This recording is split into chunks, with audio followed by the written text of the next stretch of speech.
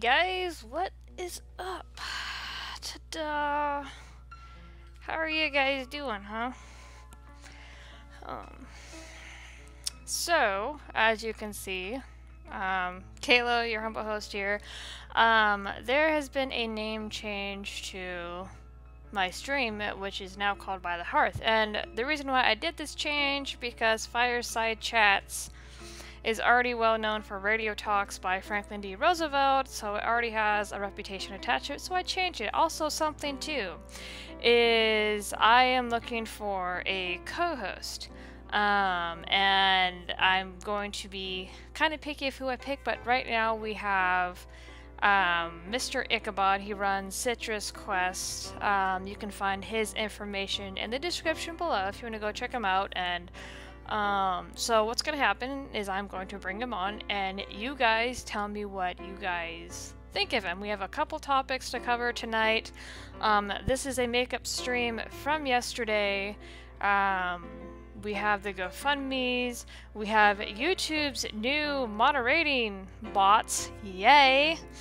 For those of you who have not been in live streams or been watching anybody, YouTube has added their own moderation bots, and they even take out the chat's mods and even the chat hosts. So we'll be talking about that, talking a little bit about Feinstein. She's still up to her own bullshit. And then we're going to be talking about, and this is not going to be an occurring theme, but we're going to be talking a little bit about what's going on with Mr. Metokur, because retards are at it again. So without further ado, I'm going to bring on Mr. Ichabod. Let me... boop! Can you hear me, Mr. Ichabod? Yes, I can. How are you doing? I'm doing good. Yourself? I'm alright. So, let me say hi to the chat. I have a couple people. Animal Mother's a name I've never seen before. Hi guys. There's Dammy. There's Falcon. There is Trisha. Whoops. Nope. Be quiet. Finally decided to load. Let's see. There's Maddie. It's Maddie! There's Hate Faults. There's Andrew. Well, good evening, guys. So, let's get started off, because like I said, this is a makeup stream, but let's get off with the topic of GoFundMes. And I quickly want to touch upon this because of the copious amounts of bullshit that has happened over the past few weeks. No, this is not to stir up drama or rehash anything, but I want to talk about the state of GoFundMes in regards to the community and whether or not they're a good thing anymore, and why, I don't know. How certain people can get money and others can't. So, we started to discuss last night that, according to my observation, this is just me observing things, there's only certain people that can get money, and they're usually the big guys. And then when it comes to the little guys, because I know of 2 people who are in desperate need of help, 3, they really don't get anything. And then I also want to cover like how much information should be required to present with the GoFundMe updates, like receipts if you will, and how much is too far, and what's the satisfaction, who gets to say, and whatnot. So, Ichabod, if you want to start off with the first topic. When you're talking about the first topic, you mean the concept of GoFundMes in the community? Yes. Where do you feel they are at now, considering all the shit that has happened? No, that's actually one of the more unfortunate things that I've noticed as of late. When it comes to GoFundMes, they are viewed now more with suspicion than as a charity itself. Unfortunately, when it comes down to it, we run into this process of somebody starts a GoFundMe, and either it's instantly mocked because it's poorly written. There are people out there who can't function correctly when they're trying to write something like that because it's long and they want to get as much information as they can, but either they go too far or they go too far in the wrong areas and there's not enough information for everybody to really understand what they're doing. When it goes past that, the real problem though is they're either mocked or viewed with heavy suspicion. And a lot of that is because of the certain information people don't want to put out there. Like if you look at a GoFundMe for somebody that has some sort of cancer and they're looking to get surgery for said cancer. A lot of times they want medical records posted. They want the name of your doctor, what hospital you've gone to, who's your surgeon, all of this. And whereas I can understand the concept of wanting to know that this is 100% legitimate, there is an issue of even legality when it comes to that. Because you really are not supposed to leak medical records online. And unfortunately, where you yourself can do it, some of the times these kinds of GoFundMes are gone through proxies. They're multiplied to try to get more exposure for the GoFundMe. And then you end up with people who can't release certain information because they're not the primary patient. Yeah, I know that's true enough. You have HIPAA and things like that. I'm gonna read something Maddie put. She says, I personally think, though some people really have a need, they are oversaturated to the point where people are skeptical. Then you have your scammers who don't help matters any. That is true too, and because there's such an oversaturation, especially with this community, or rather say group of people, like I can name off a few GoFundMes that were successful and are still running. Like you had one, and this is not a knock on anybody who runs a GoFundMe, okay? So you had a while back Suit Yourself. For those of you who do not know, Suit Yourself is medically disabled. He has talked about this. He has a condition to where his back is literally breaking down. I believe it was last summer he needed an AC unit, and he was able to meet that goal, and he actually produced the AC going, hey, it's installed, blah, blah, blah, and he presented pictures or whatnot. So that's one. Second GoFundMe that ran was the Beardbarian, and I believe it was moving expenses, a situation with his in-laws where he lost his battle cat, and that was successful, and I believe he produced some sort of receipt. Another one was Magaga Morscar. He's been working on creating the entire land of Morscar, and I know that's on hold due to his sister getting ovarian cancer. And then you have AP the Frog, who, what was it? Was it court charges or something that he needed to pay? Otherwise, he would have gone to jail. Had to do with custody or whatever. And I don't remember if seats were ever produced, but because of his credibility and reputation, people pitched in a lot. So you have those, and those are just a few of the big ones. Now, when it comes to little ones, they're like freaking everywhere. Not everybody can prove everything. Like, there's two people. There's a Hey Dude, and then there's Run and Guns, who have barely been able to get anything. But because of the way that the community has turned, I remember when GoFundMe's first started to become a thing, and like Patreon and asking for supporters for money. Like, oh man, I've done it. Whether it be through donations, commission pay, or just trying to get a little bit of help. I'm not going to sit here and bullshit saying that I haven't, but it has become overly saturated to a point where it's like, well, who do I help now? And really, you guys, so let's see. Falcon, there is not a way to verify where the money is going. Dammy says everybody wants to go do a GoFundMe or a Kickstarter or a Patreon. People should be earning their own money to fund their own projects.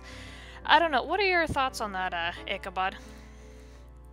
The concept of people should fund their own projects? Yeah, pretty much what I just read out. Well, here's the thing about funding your own projects. When it's, let's say it's a personal issue, something that, you know, it's, I don't know, you get sick and you need to go to the doctor, and, you know, you have a job aside from doing stuff on YouTube, and you go up and like, hey, look, this is my situation, I need some cash to go to the doctor. Everybody is more than willing to give $0 to that.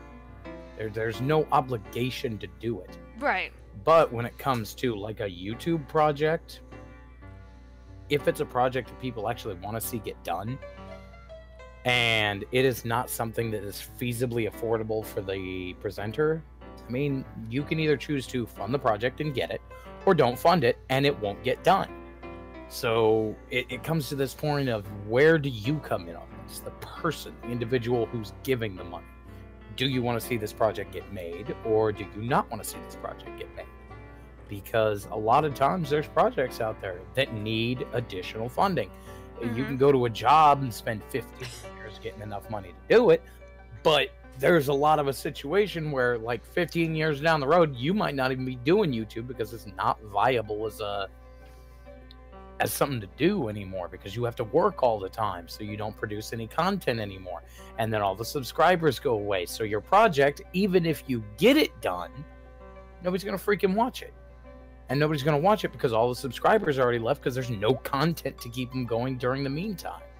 15 years is a lot of time. And a lot of these projects don't have a goal of like $2,000 or $3,000. Something that's going to be a big long-term project can go up to 30 or 40 grand. And you account bills, rent, everything else that you need, taxes on your vehicle, licensing, registration, any potential medical expenses, food. You might not be able to get 20 grand to pay for this project. So a lot of times it comes down to the fact that, look, if you want to get this project done, somebody's going to have to help pick up the slack that the presenter cannot make. So you are always perfectly able to give $0 at all to a project. But if you want to see it get done, you want to toss $2, $3 into it, then do it. Don't ever be afraid to fund a project that, by the way, might fail. Yeah, and that's true too. Let's see, something I want to address with Dammy. I have no respect for the people giving their money for said content. It's like shit money. Spend on yourself, not so someone else can produce content. Well, to that I say let's bring up Magaga Morskar. Before he even attempted like a Patreon or GoFundMe, he built up his channel for quite a while. He produces content and he puts a lot of freaking effort into his content, like no joke. I love his stuff. And to what now people are now paying for, and with his GoFundMe, is to make the actual land of Morskar. He's bought land, he's posted updates, he's so far cleared out said land. So this is going to be a physical thing that his followers, fans, subscribers, or whatever can come down and partake of Morskar. He's even opened up the floor to go, hey, well, I'm also looking for extras that want to be a part of Morskar, whether it be actors, actresses. He's put out a couple banners right now. He's doing a calendar for the ladies of Morskar. I don't know if that's on hold because of the situation with his sister, but that's just one example, because people are willing to help, and because he's built up a reputation and seen, hey, look what I can do, I want to expand this. If this is something you guys want to partake in or help, here's what I want to do, here's my goal, here are the results, da-da-da-da. So he's one that if I had money, like I don't, I would pay to put that in, even though it may take a while, but he gives constant updates, and he'd be want to go, yes, I want to see this because so far what you do looks kind of cool. So it's consumers. The consumers decide. It's not, I don't know why you would withhold your respect, which is a little bit weird because you're pretty much buying a product at that point.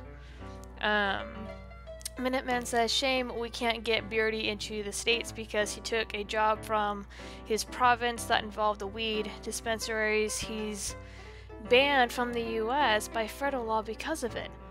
Oh. Jesus. Did? That is ridiculous. But weed is legal here on a state level. Well, yeah, unfortunately it isn't on a federal level, so that's where the That is federal true. law comes into play. That's so stupid. But Yeah. yeah. And then when it comes Like, to all I go can ahead. see about it is... Go ahead. All I can see about it is you're paying to see something you want to see get done. Sure, everybody else can instantly just produce infinite content for all eternity for you. There's never going to be a shortage of YouTubers. But ones that actually put effort into it, like, I don't put effort into my videos. I slap things into OBS, record my video, and then walk away from it. I do one take and I'm done. Yeah. I make terrible content as a content creator by myself. But when it comes to the people that actually put a lot of effort into it, like the animator community, those people, they put a crap ton of effort into it. What Magog does, crap ton of effort. What Beardy does, that's a crap ton of effort. And a lot of times you have to consider that the ability to continue your life sometimes requires, if you need additional funding to do a project and keep this sort of thing up, it's not going to be something you can just crap out like I do. Yeah. Because what I do is lazy. What they do is not. Oh, yeah. And sometimes, yeah, you're going to have to fund cool projects. And especially, I know we keep bringing up Magog. I've been a couple on his streams right now, but yeah, no, he has poured money into his props and stuff, his costume. Like, he'll update the costume for the character Magog, and he's been gathering props for a while. Like, if you've ever been on one of his Patreon streams, he'll show off, and he'll have people send him things too. People will help and send him medieval props. So they found, like, somebody, the last Patreon stream I was on, somebody gave him this really expensive realistic fur, and it was cool. So, and he's going to use that for a show. He's been gathering, like, what do you call it? Not spalders, arm guards, or gauntlets. But so he's been gathering, and he's been updating his stuff more and more. He does 3D, he does 2D, and he also does costume design. So, and he's trying to get more and more people involved because he wants this to be a group thing. He's having fun with it. So, but yes, that is one particular person that I go, yeah, if I had money, I'd dump money into this because this sounds like it's going to be really freaking cool. And he's dedicated to it. I know for my own channel, I put in a lot of effort to my graphics. I mean, I wouldn't consider myself putting a lot of effort into my channel because my graphics, I can sit there in Photoshop and I can just slap them in OBS. I mean, yeah, it takes time to do them, but I'm now down to doing something possibly once a week. But I don't have a Patreon or anything because, like, I'm not gonna ask people to pay me every month for something I spit out once a week. No, I don't think that's fair. Yeah. Cool. I won't do it. So, I mean, that's just me, but when it comes to asking for money in general, especially with the medical stuff, or even financial stuff, because I've asked money for, was it the clunky car I used to have, and then when my husband's PC needed a bad upgrade, or needed an upgrade very badly due to his job requirements, so, because he used to work from home. So, I mean, and people were nice enough, but it looked real bad because I asked her in a very particular time when I was handling or managing a GoFundMe for someone else. But I was never required to give receipts. I can provide them. I can go back into my PayPal and into my bank account, and provide those receipts, but I was never required to. And that's the thing too. Certain people are required to provide receipts while others aren't. And just for like an example, and I'm not rehashing this, I don't want to get involved, I just bring it up as an example. The thing with optic decay and Broski having cancer, and photos were released of scar stitching, and people want to see the hospital release papers, or excuse me, the discharge papers and all that, and it's just like, to a certain extent, I think that's too much, because that's like your medical info, and I know that there was another situation with another GoFundMe. Sevi Rose was another one, where they did a GoFundMe for her and found out that she was spending the money on weed and shit. Right now, for me, I think the GoFundMes are in a state of decay. Unless you have a really big following, or you have network connections, or you are really credible, people are going to, like, scrutinize everything.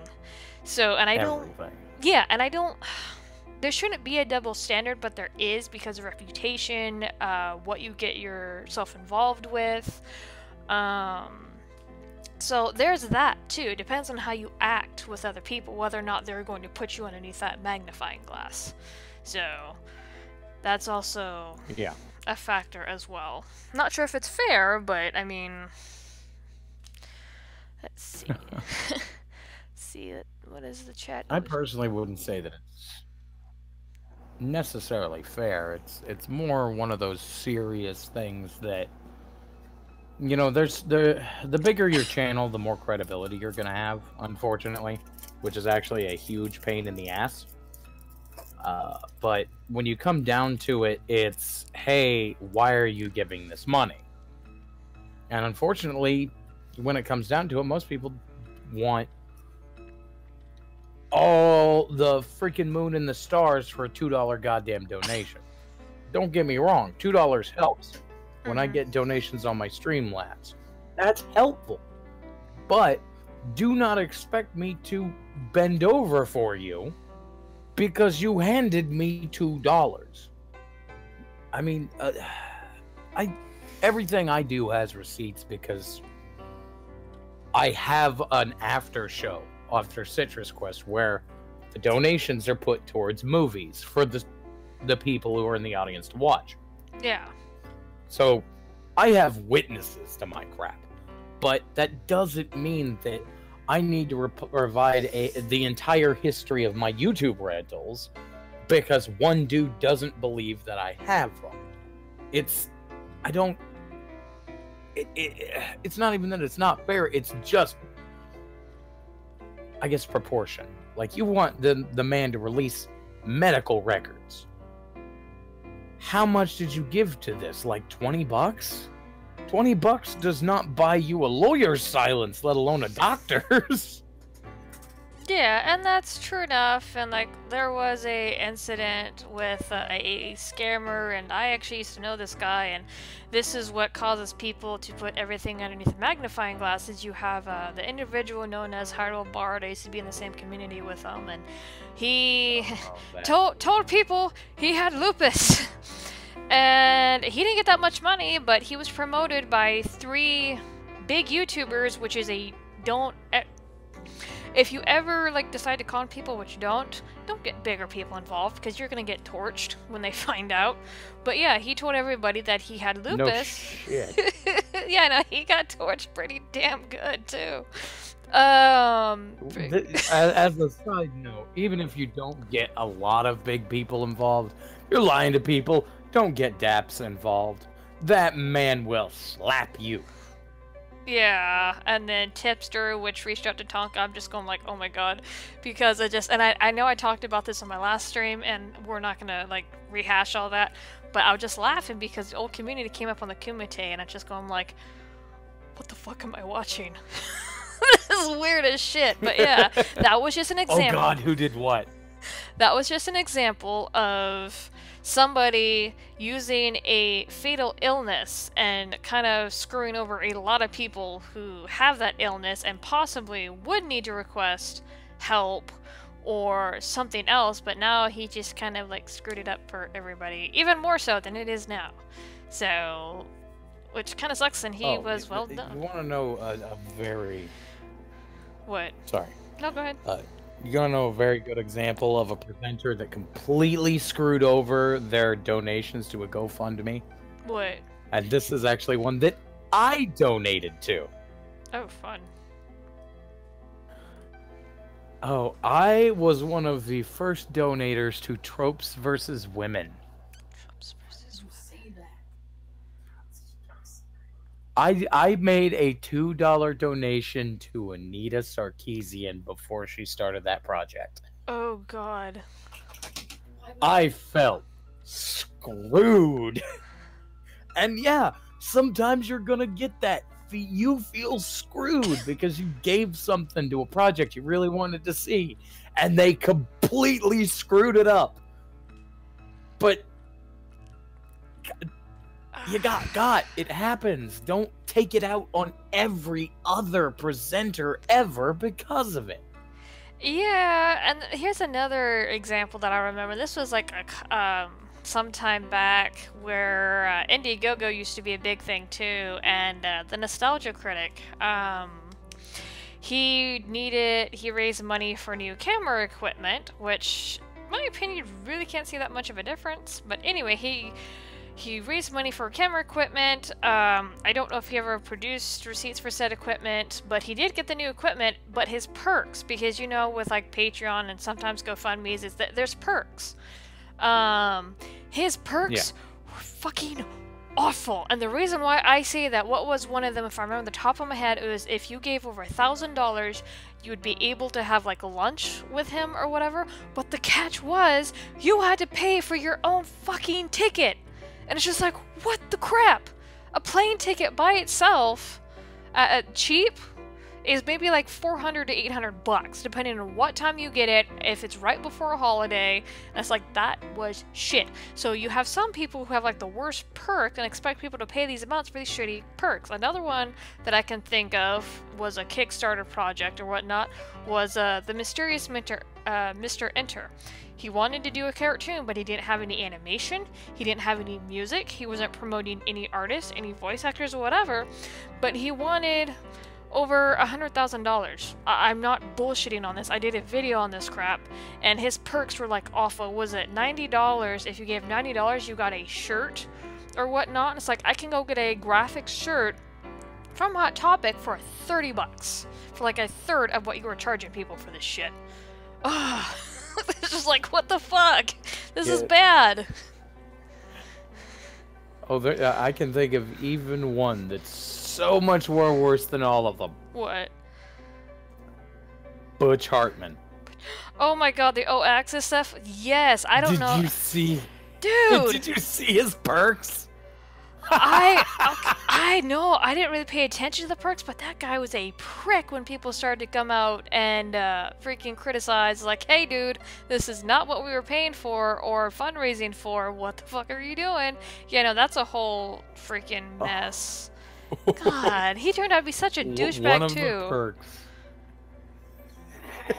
One of the perks, I kid you not, was you paid him $10,000 to work for it. What? What? $10,000, and he would put you, I think, as a cameo in a show on the network, like once, as a voice actor. What? You had to pay him 10 grand to work for him. Yeah. Wow. 10,000. I better be eating lunch with you. Better be staying in the same fucking hotel, and I better get a free pass to whatever convention you're going to with me as VIP. 10,000. Wow. Oh my god.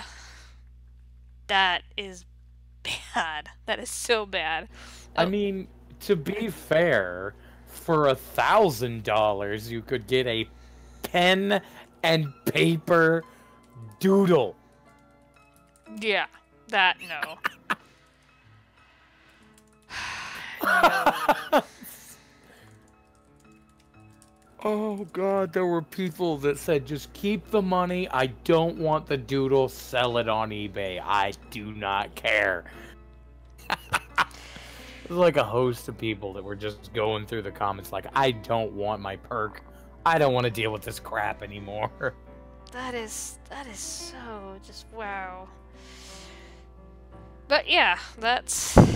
I swear, there's no longer a balance when it comes to GoFundMes, Patreons, Kickstarters, because everybody now, it's gotten to the point where everybody's made a habit of, oh well, I need help, so I'm gonna go to the community, which I'm not knocking, because, like, with the AP situation, Beardy's, even Magog's on, hey, help me build this, come be a part of this with me, I'm not saying it's a bad thing. But, as Maddie said, she had to go to bed. It's become overly saturated to where it's just like... Okay, too many people are now asking for this sort of help or for this sort of thing. Let's see. Damn, I can't get a good... Oh, Falcon says, damn, I can't get a good little airplane for that. Or my dream rebreather, a Kiss sidekick. Yeah, I know, I've paid a lot more for... plane tickets, so I wish they were $162 for round trip. But anyway, I think we've... Take a bus, they're pretty cheap. No, buses are god-awful. Well, not god-awful, but they're just no. No! Trapped in a small bus with a bunch of fast food smells, that not only are you getting carsick from, but like the bumpy ride and getting stuck across from someone who should not be eating Wendy's and is taking up more than one seat. Yeah, I don't think so. Good, I'll fly. I'll fly. Try all of that, but they're also clearly on meth, and that is any bus ride to Kansas City. Oh my gosh, that is so bad. Wow. Yeah, no, I don't like travel buses. But I think, I don't know about you. Oh, I understand. Yeah. do you have any more thoughts on this subject, or should we continue or go on to the next one? Well, I think the only thing that could really be said about concepts of like GoFundMes, fundraisers, stuff like that, only use it as a last resort, and only if you are willing to give them an inside picture of your colon. Because if you don't, everybody's gonna say you're a lying scammer. Yeah, or go. I'm gonna bite my tongue. I will say it does depend on crowd satisfaction, the people who are donating to you, whether or not they are satisfied with your evidence, and if they're not, yeah, you need to either produce something that will satisfy them or you're in hot water. But anyway, let's talk about what happened with YouTube yesterday and now the new changes we have seen with YouTube. Oh dear God. YouTube's new mods in the live chats that will take out, I saw this the other day floating around Twitter, that can take out not only the chat mods who have been modded the wrench, but they can also take out the chat host. Meaning, if I were to say something, like bad, me, on my own channel, I can get taken out. I can get my shit deleted. So it's just like, what the fuck? That probably explains why YouTube went down. That and Google Plus shutting down, I think. So what are your thoughts on that? Like, where do you think that's gonna go? I think there's way too much room for interpretation on the concept of what that is, and because the algorithm is so poor, my freaking name got censored. What? What do you mean? Okay, so I was in, I think it was Doc Griffin's chat, and one of the things that I will do when I first go into a chat is I will say the Coon of Doom has arrived, because I've got the raccoon avatar. Yeah. You know, so apparently that's a bad word.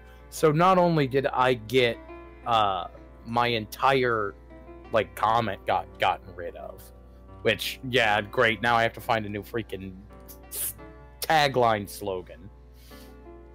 But I was like, for the next 5-10 minutes until I changed my name, I couldn't even type in the chat anymore. I had been completely blocked from typing in his chat anymore. I don't know why. I don't know how that worked. I didn't know they were censoring names too. It completely just told me. Wow, that's ridiculous, dude. That really is. I know something else too, and I'm going to make this hypothesis or like this guess, is I don't think every channel is going to have these YouTube mods, because not every channel, I should say, ow, Angel, that really freaking hurts. Get off.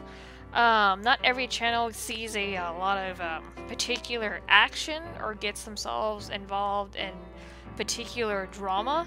So, like for me right now, I haven't really seen anything, and like Ralph's chat, a little bit of the Kumite chat, and then there's one other chat that I saw that comments were getting deleted left and right. Didn't matter what they were, but I don't think it's gonna happen to every single channel. That's just my thought, because not every channel gets themselves into hot water that way, and not all of their followers are nuts. Well, what I've also seen is it's just not every channel in general, because things that were getting censored in docs weren't getting censored in quarterings. Because I said the exact same tagline, because Jeremy had mentioned the concept of chat messages getting pulled, and he wanted to see what was doing it. So I said the Coon of Doom is here. Exact same phrasing, exact same spelling, no difference. Didn't get pulled. So it's only certain channels, or only a certain number of subscribers.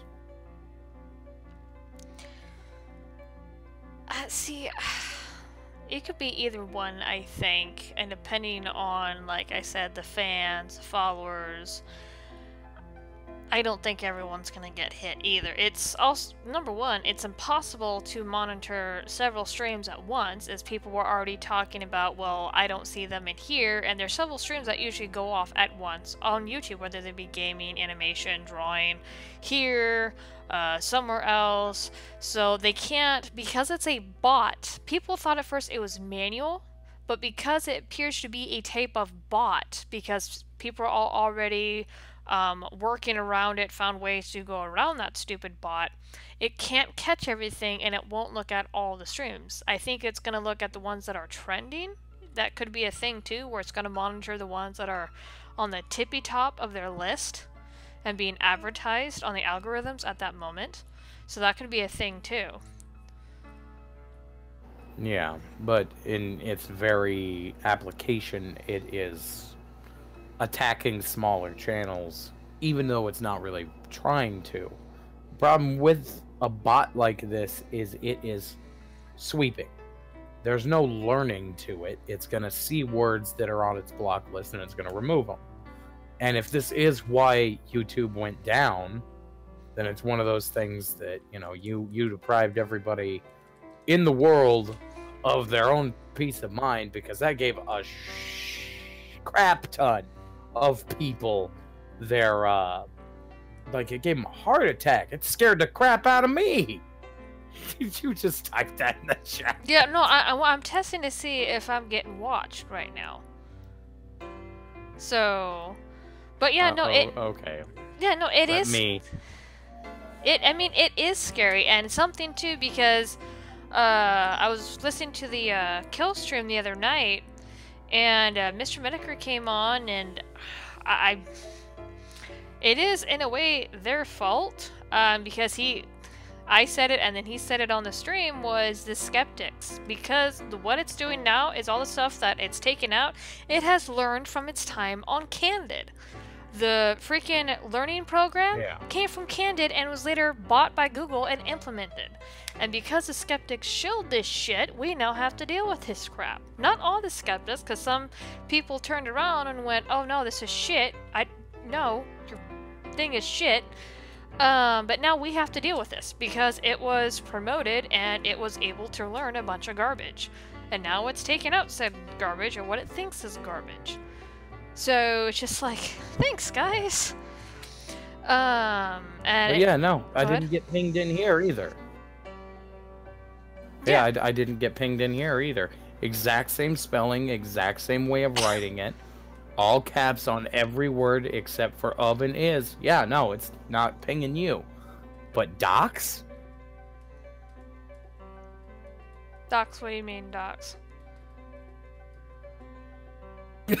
Doc Griffin's stream, it got hit with the bot. I don't know. Something else I heard too, and I can't remember if this was during the kill stream, is that somebody's entire chat got taken out.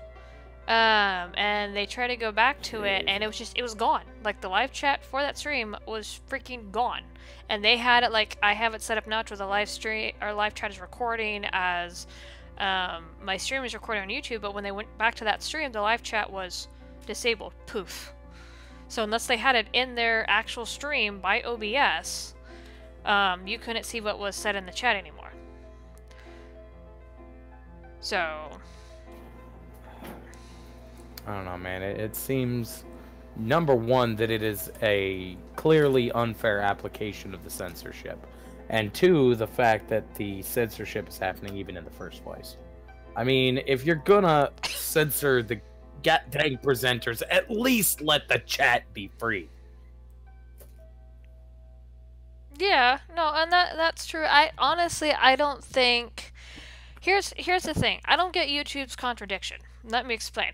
YouTube keeps trying to be a family friendly, but according to YouTube's own term of service, nobody under 13 is supposed to have a damn account. They're cracking down on child exploitation. They're putting any channel that has their children in it under a magnifying glass. So while they're trying to enforce all these censorship rules to keep the crappy stuff out or family friendly, they still don't want the little kids on the website. So that's why they started correcting on like little cartoon stuff that was in the new terms of service. V went over this during his stream. So it's just like, why are you trying to censor everybody, making it family friendly, when you yourselves have said, putting in your new policy, that you do not want cartoons that target little kids, like, at all. Like, they were talking about, like, the some whale splashing song that keeps getting reproduced and put on YouTube. They don't want that on there anymore. So it's like, it doesn't make sense. It's like, you don't know what you're fucking doing or what you want for this site. You want it family friendly, but then again, you don't want kids roaming around on this site.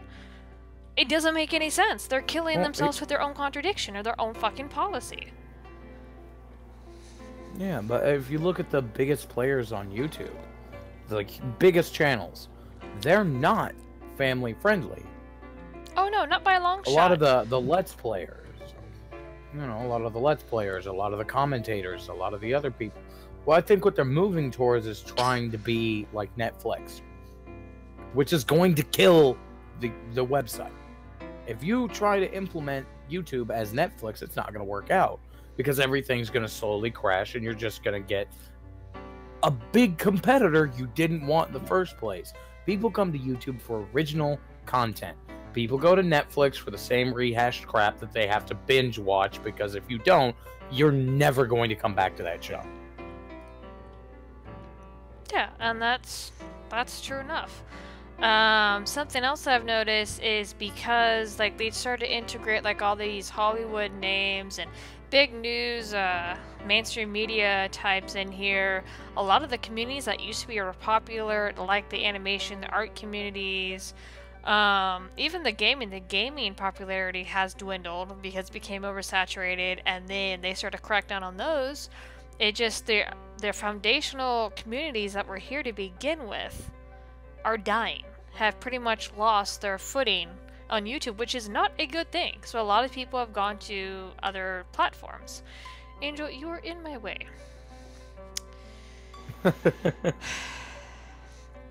But yeah, so it just, YouTube has slowly been chopping off of its limbs, and it just, I don't know. I really wish YouTube could go back the way that it used to be, but it's not gonna happen because Wojcicki just, whatever. She's lost. She has no idea why people came to YouTube in the first place. And I think that's one of the most unfortunate things that I've ever seen happen to a website. Even MySpace knew to cater to its people. Facebook just beat it out. Unfortunately, we are here now in YouTube in the year of 2018. I know, current year. But no, we're in 2018. We are absolutely screwed when it comes to original content creators.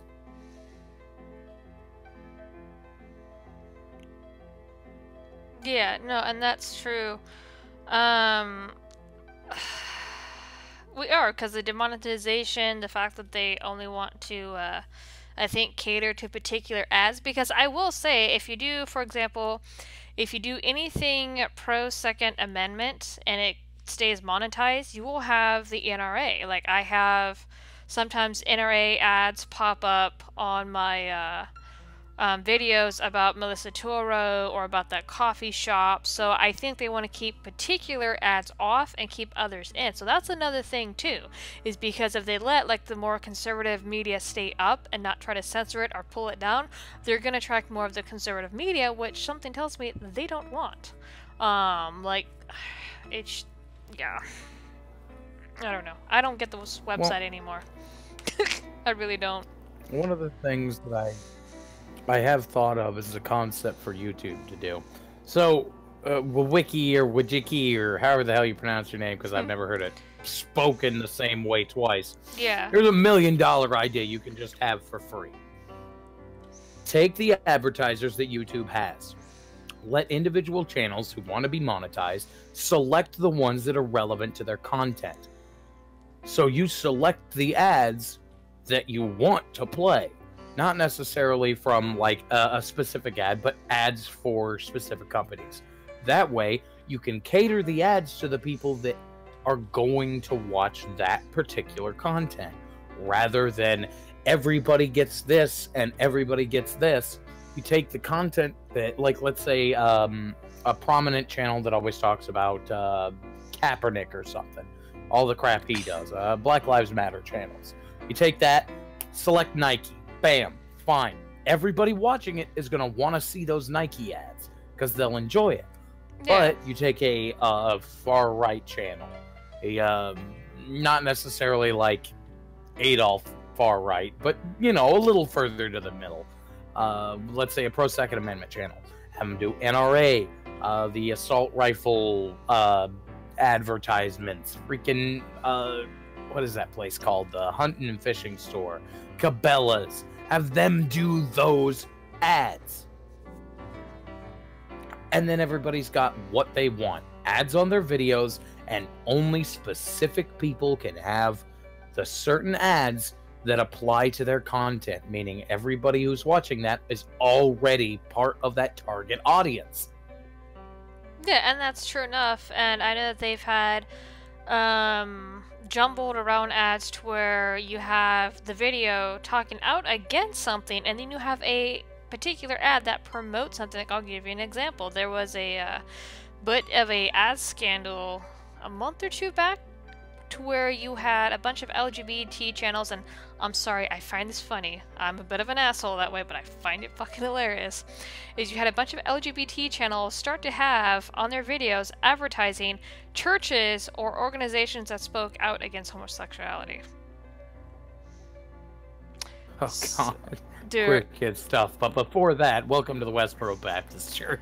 Oh no, it wasn't Westboro. I don't even think they can get like media anymore, but it was just talking about how the commercial itself was something about how you can go to God and things like that. And I'm sitting there because I was watching something and I'm kind of like, oh my god. Or you have Christian ads over atheist channels or videos, and it's just like, what? Or opposite, and just like, dude. So I don't know how they do the ads, whether there needs to be like certain hashtags that people need to use or certain keywords, something, because it's just like that's bad. That really is bad. I don't know. But yeah, that crash, like, kind of scared the shit out of a lot of people. Not because I don't have other things to do, but because it's just like, what is going on? And the fact that you have news outlets, and it's like, oh, they were implementing their mod shit, which now is like destroying everything and breaking things even further than it was before. So yay! I mean, to be perfectly fair on that concept, I didn't have anything else to do. Well, yeah, I was like streaming, and I went to go respond to what you said specifically in the chat, and I thought my Wi-Fi went out, and going like, what the crap?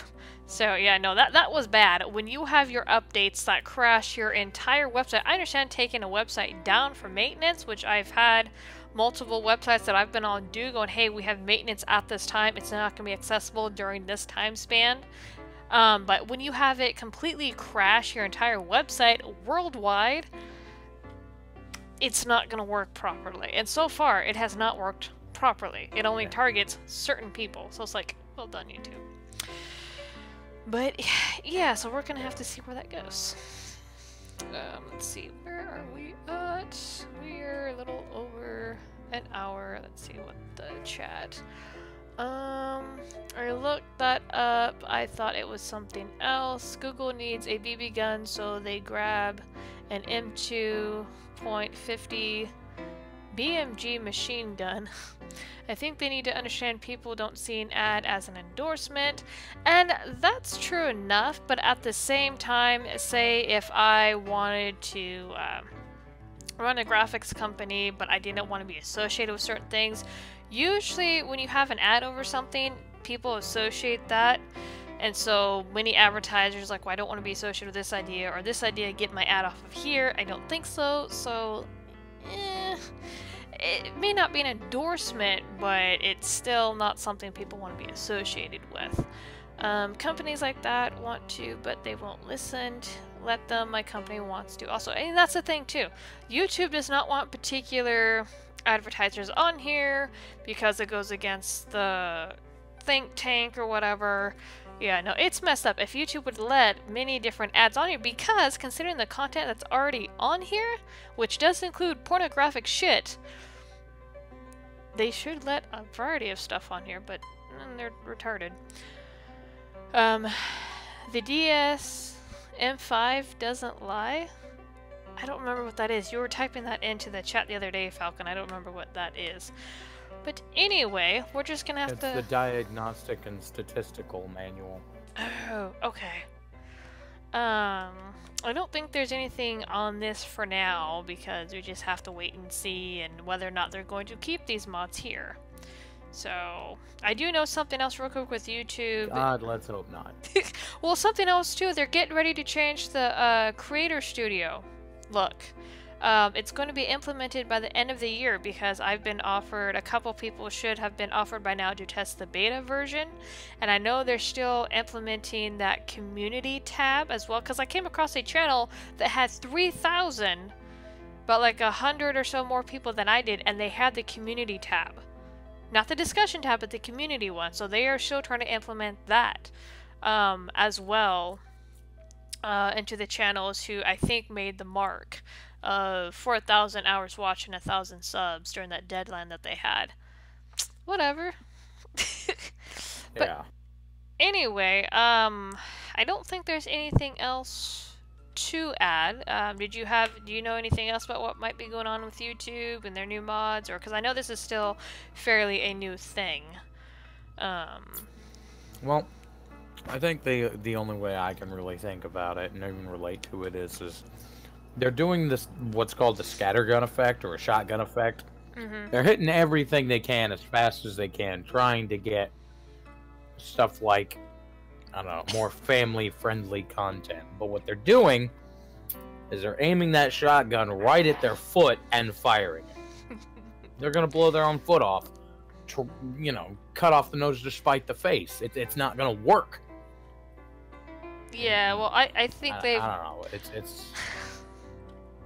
I think they've done blown off a few limbs, and they're just working with handicaps at this point. It's like, oh, well, we don't like what's being said here, so we're just gonna mod it.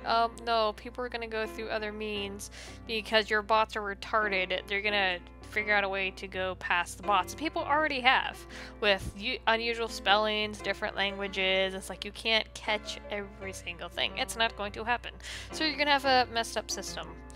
I know that there's now a call to not use super chats anymore to keep money out of YouTube's pocket, because it was both on Sinatra's stream, which I was watching the other day, and the Kill stream, where people are like, well, don't do super chats, don't advertise super chats, and Sinatra goes, well, do Streamlabs, and Ralph goes, this is what funds my channel, so can you kind of keep doing these? So... Get a Streamlabs, Ralph. Get a Streamlabs. It'll help you in the long run anyway, because they take way too much money out of your crap anyway. Yeah, and that's what I keep... You said it was the Streamlabs or the Super Chats? Streamlabs is the one that doesn't take... I think they maybe take a very small processing fee, but aside from that, that's it. But Super Chats takes, I think, like 30% out of what you...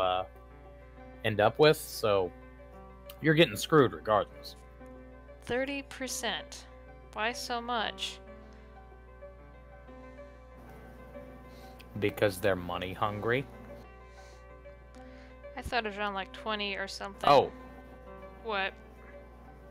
As a side note, PayPal is implementing a new transfer fee as well for instant transfers, like what comes through the PayPal donations. Of, I think, 10%? It may only be 1%. Let me check that real quick, because I think I can. Instant transfer fee. Alright, yeah, normally they do a 25-cent charge, which is what they used to do. But now you will get a 1% fee for any instant transfers you make, up to, I think, like $10, $20, something like that.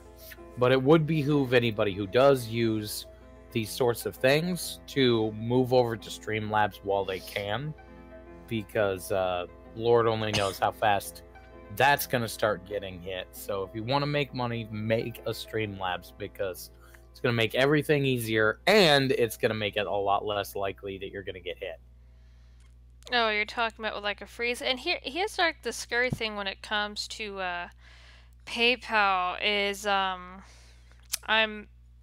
see, I don't think my channel is on the radar like at all, which is a good thing because like I don't use PayPal just for YouTube. I actually use it to transfer money back and forth between different accounts or whatnot when I need to. So it's just like it's like if that goes bye-bye, I'm fucked. Yeah. So, but yeah, I don't know. They keep trying to censor everybody. I know that freaking MasterCard, and I know this we should have covered this with the GoFundMe stuff, but like MasterCard like refused to do service with certain people, and just like what that had to do with the GoFundMe and the Patreon. And it's just like, oh my gosh, go away. You're becoming obsolete anyway. Everybody's going Visa, so whatever. I'm eventually gonna end up sounding like an ANCAP and just screaming cryptocurrency. I don't even know. I'm not sure what cryptocurrency is. Let's see. Falcon said, I said it the other night, I would look up insanity in it when YouTube went down. It mentioned autism, only in females. You gave me the finger. Yeah, I know. Oh, that was on Twitter. Yeah, I know I did. Thought he was being an asshole. But, let's see. Where are we at now? We're at 114. Okay, so, I don't think there's anything else to cover at this time. Like I said, as this is a new development, people are already outsmarting the bot, but who knows? YouTube may install something else. I hope not. The next thing I do want to cover is, it has to do with the, Kavanaugh stuff. Feinstein is being retarded. For those of you who are still following like the aftermath with Kavanaugh, Feinstein, if there is a blue wave in the House of Senate and Congress after midterms, she is going to reopen up the investigations, which the FBI has gone through like several fucking times already. There's an article by Fox, and I'll pull it up here on screen in just a minute. Sorry, I was trying to help my husband figure something out earlier. Okay, so... Oh, no, you're fine. I'm not going to play the video, I'm just going to read the article, because I don't want to get dinged for anything. I'm going to flip over to this. Ha ha ha, it's so pretty. But yeah, pretty much I'll read and we can discuss and things like that. So, this is from Fox Network. I'll put the link in the article in the description below. I'll do that a little bit later. Should have done it earlier. Feinstein wants Kavanaugh sexual misconduct investigation reopened if Dem takes Senate.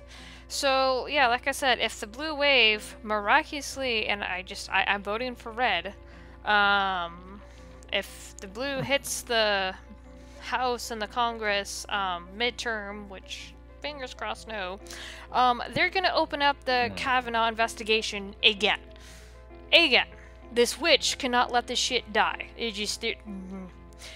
Senator Dianne Feinstein, Democrat, California, said Wednesday that if Democrats took control of the Senate following November's midterm elections, she would be in favor of reopening an investigation into sexual misconduct allegations leveled against Supreme Court Justice Brett Kavanaugh.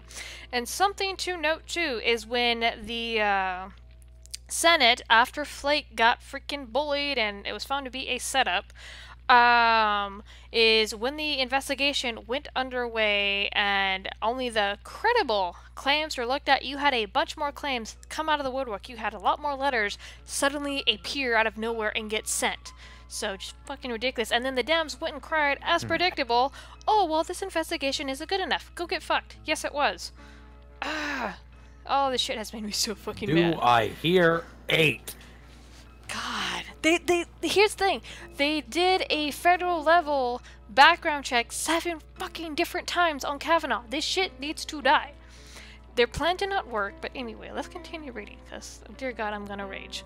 I'd be in favor of reopening investigation into the allegations. Feinstein, the ranking minority member of the Senate Judiciary Committee, said during a debate in San Francisco with her challenger, State Sen.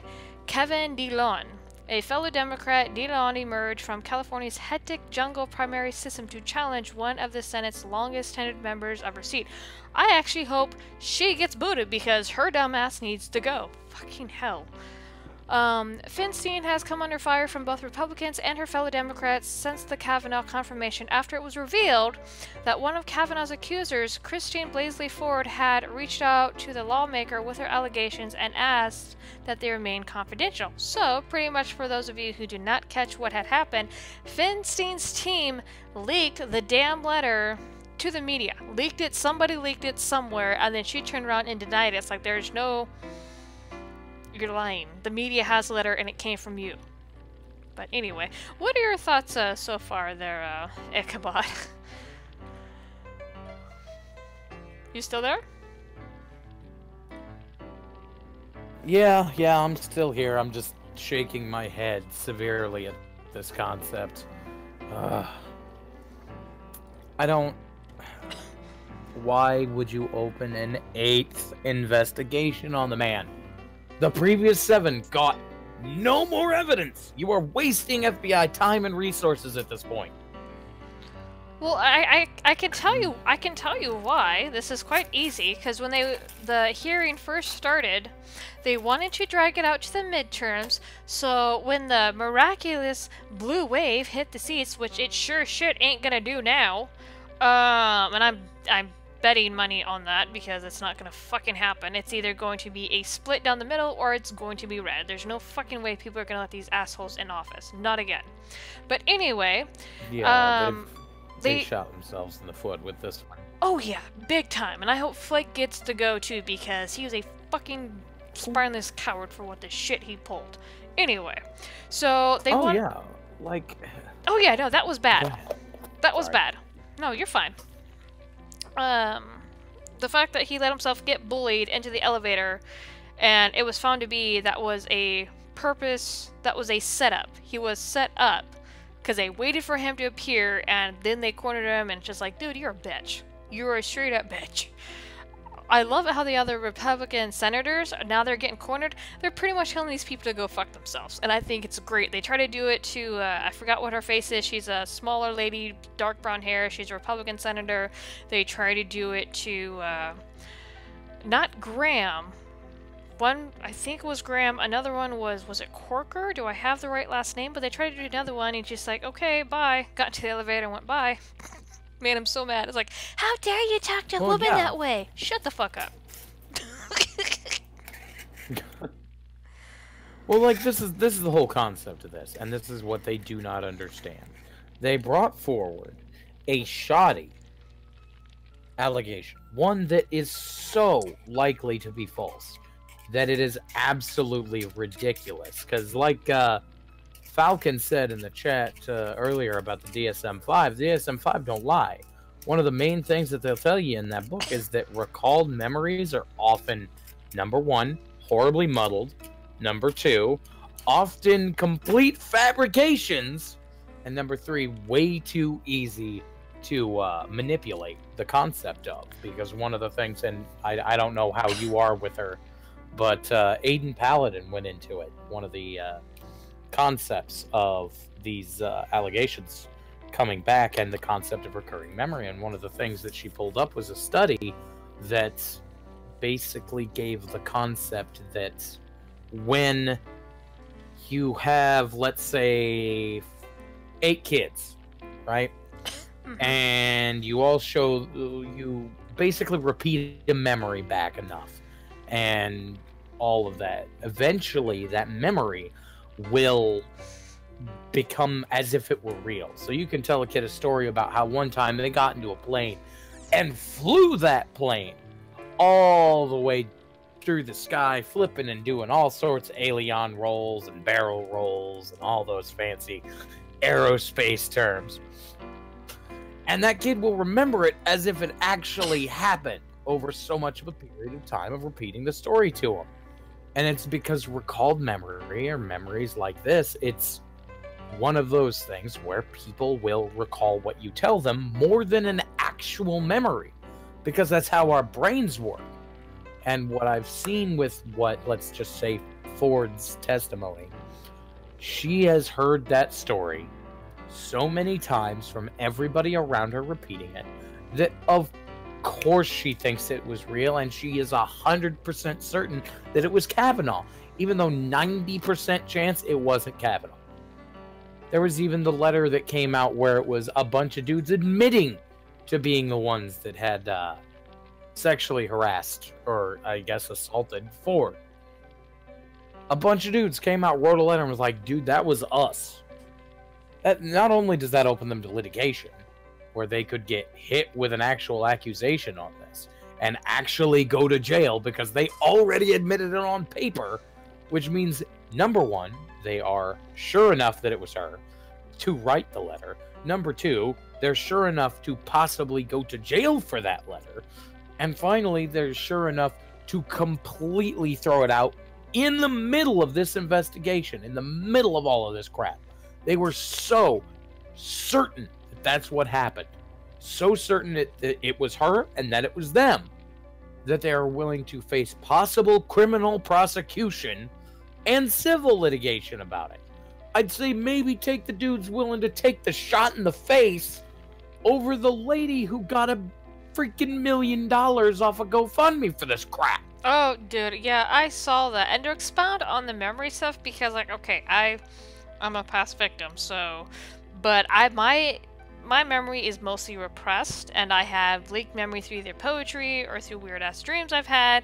So something, and even reading through a book that helps you deal with your trauma. Yes, it's by a Christian author, but something like I have noticed about my own memory and what they say in that book is you can't trust the memories 100%, because your brain buried those memories for a reason, to protect its sanity. Number two, something I've noticed with my own memories, the dreams and stuff that come up, is what your brain will do is it will try to gently tell you what happened, and it will use things that are familiar to you. Like, for example, I had a dream that was in reference to my biological brother, but instead placed my other brother in there. So that's one example there. It'll use things to let you know gently, and by using those things, it doesn't always make a whole lot of sense. So that's something too, and depending on how much time passes, like I had people on Twitter claiming, oh, well, my rape happened 25 years ago, but I can remember every single thing. No, you fucking can't, because your brain is going to bury stuff to keep it from going mentally insane. To protect itself. You're not going to remember every fucking thing. It's impossible. So, and I covered this, was it either on my stream or in a video in response to the Kavanaugh hearing. And it's like, you're full of shit. You were so full of shit, and that's what made me so fucking mad. It's like, you just know. But anyway, let's continue with the article here. Where did I leave off of? Main confidential. Okay. So, Senator Tom Cotton, Republican of Arkansas, said last month that Feinstein's office will be investigated, oh, thank God, to determine whether or not it leaked Ford's letter to the press, which she can be the only source, or her team can be the only source that are Ford, and Ford wanted this stuff confidential. But they have betrayed her, Cotton said on CBS Face the Nation about Ford. She's been victimized by Democrats on a search and destroy mission for Brett Kavanaugh. And in a way, I guess, I don't know, I kind of agree but disagree. It could be that she felt like the pressure of Feinstein and her team and went along with what they were doing. I don't know. I just think it's total shit that she kept pursuing this, but when Kavanaugh was nominated, she dropped it. It's like, that's not suspicious at all. During Wednesday's debate, DeLond agreed with Feinstein that he would also support a renewed investigation into the allegations against Kavanaugh. Okay, so both... Oh, God. Damn it. And while this was one of many issues on which the two Democrats appeared to be... Yeah, even so, the person that is challenging Feinstein wants to open another investigation. Fuck these people. Gay Leon is an idiot, I'm just saying. I don't even know who the clown is, but he sounds like an idiot right off the bat. It's like, they didn't find anything inconclusive. Kavanaugh does not deserve to have his life destroyed or him to be thrown off the bench over inconclusive findings. Go fuck yourselves. Due process is a thing. And let's absolutely not forget. It's not that they just had a week-long investigation once into this dude. This is the 7th! 7 full-length FBI investigations into everything that man has done. And they have found diddly plus squat. Let it go! Find a better target. Well, it's not just that. Remember now, there is an agenda here. Because like I said, and I stated this in my response video to the Kavanaugh hearing, it started with the Roe versus Wade scare, and they try to get people to back away from Kavanaugh because they were touting, oh, he's going to overthrow Roe versus Wade, when he came out and said, this is a defined law, I'm going to uphold it, I'm going to be independent, and go by the laws that are written. So he's already came in, but when they saw that the Roe versus Wade scare was not happening with people, including Trump, they went for the allegation, the sexual allegation, which always seems to be these, excuse the term, no, I'm not going to say that, but these really controlling women's next tactic. It's a dirty, fucked up tactic. When they cannot get men to bow to their will. It's like, go fuck yourselves. But anyway, let's... Yeah. Good Lord, let's continue. And while this was one of many issues on which the two Democrats appeared to be eye-to-eye, DeLon was critical of Feinstein and the rest of Congress' slowness in tackling issues like climate change, oh my god, immigration reform, and healthcare. I wonder what his views are on those, immigration especially. Oh god, on climate change? Well, no, on immigration, on especially in the state of California, which is declared a sanctuary state, much to many of the citizens' dismay. Because of the lack of... yeah, no, bad. Because of the lack of action in Washington, I've had to move myself here in California. He said, in regards to immigration, a major topic of discussion in a state that is 39% Latino and 27% of its population is foreign-born, I wonder why. Feinstein said that if Democrats take control of the Senate in the midterm, immigration reform will be one of the first things the new Congress tackles. Yeah, good luck with that. If Democrats are in the majority, there will be a comprehensive immigration reform bill before the Senate Judiciary Committee, she said. Yeah, and to that I say good luck. Good luck with the blue wave. You guys are fucking dreaming. Oh yeah, no, they screwed themselves. They screwed themselves way too hard. And I want to sit and explain how they screwed themselves, but what are your thoughts first? Honestly, because the way that Dems have behaved, especially, it all started with the Trump shit. When Trump got elected, even before that, poof, people started to lose their freaking shit. And actually, even a little bit before, because what Obama, not declaring Antifa a homegrown terrorist group and BLM, so it started with Obama, with him catering to all these fuckheads, and then when Trump came in and started to clear the house, and even before he got elected, you had people just trying to fight dirty, try to rig stuff, and now it's to the point to where Trump has fulfilled a lot of his promises. He's making headway, he's making progress, he's putting money back in the pockets where it belongs, especially in the job department. He's brought back jobs, especially to the state of Illinois, and now he has fulfilled another promise with Kavanaugh, a judge who declares himself independent and just will follow the laws. So, and the Dems are trying so fucking hard to scream and cry, and the more that people push back against them, because like I said earlier, the Republicans are starting to have a spine and tell them, fuck off, no, the hell with your bullshit, we're done. So the more that's happening, the louder they're getting, thinking they're going to get their way, whether it be physical violence, screaming, cry bullying. It's not working anymore, and the Democrats are freaking out, and they're seeing that it's not fucking working. We have had enough. Those are my thoughts. They're getting a rude wake-up call, and they're trying so desperately. It's just like, no, sit down and shut the fuck up. Sit down, take a seat, learn how to do things. Because what was it? Nightmare Fuel.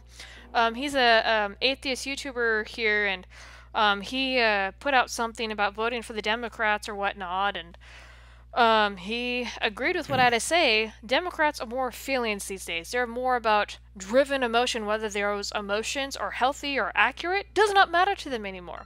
It is less to do with logic. Too much fifi crap.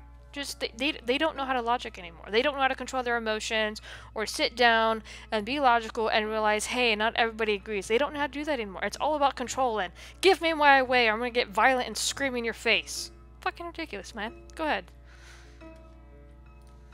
Well, here's the thing, right?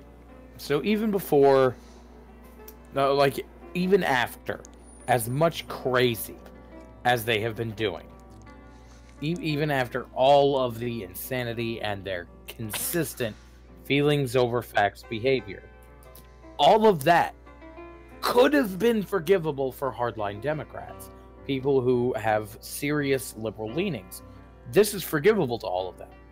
You know, they could throw that out the door and just be like, whatever, I can put up with that as long as they stick to the concepts, right? But they hit something so hard as they never should have touched. They touched the concept of not only a false rape allegation, but one thrown into the widest mainstream possible. A false rape allegation perpetuated by the Democratic Party, thrown out there like crazy by every Democrat they could find. The concept of ruining the man's life whose wife and kids proceeded to get death threats because of. They have turned themselves, in the liberal eye, into Gamergate Democrats. Yeah. And I know a lot of people don't want to use that concept, but what the liberals saw as Gamergate is what the Democrats just freaking did. They have slapped themselves so hard their goddamn heads are spinning. And they're not going to be able to recover that from that before the midterms. There's no possible way. Well, they screwed themselves so hard that the pooch ran away. Oh yeah, and here's something too to add more salt to the wound, is there's two Democrats, one right now who is fighting for re-election in the midterms, Kelly Ellison. He is dealing with allegations of beating his wife. And there are photos floating around of her face is fucking bruised to all hell. She has a red eye right here, and so he's battling that, and there's like photogenic proof of her being beat. So he's battling that, and then they have a convicted, is it a Democrat congressman? They have someone in their party which is still holding a seat of office after he's convicted of beating the fuck out of his wife. It's double standards. Oh, it only matters if it applies to her gender. If not, we don't care. They won't go after their own people, which is fucking disgusting.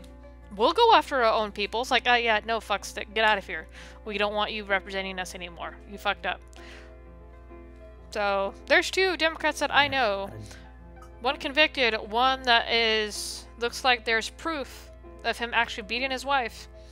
Still holding seats. And not being investigated or torn apart like Kavanaugh was. Like I said, it's an agenda. And if you're not a part of that agenda, or if you're going against the agenda, they're going to do all they can to torch you. And it's fucked up. That's why this Me Too... Go ahead. Done.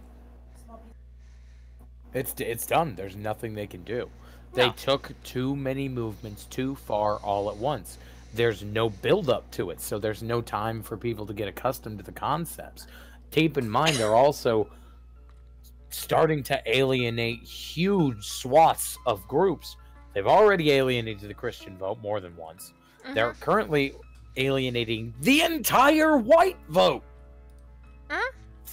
They're also alienating several other 100 groups. Just little pecks at a time. They've alienated white people, Christians, quite a large portion of the African American community. They're alienating legal people immigrants from the legal aliens.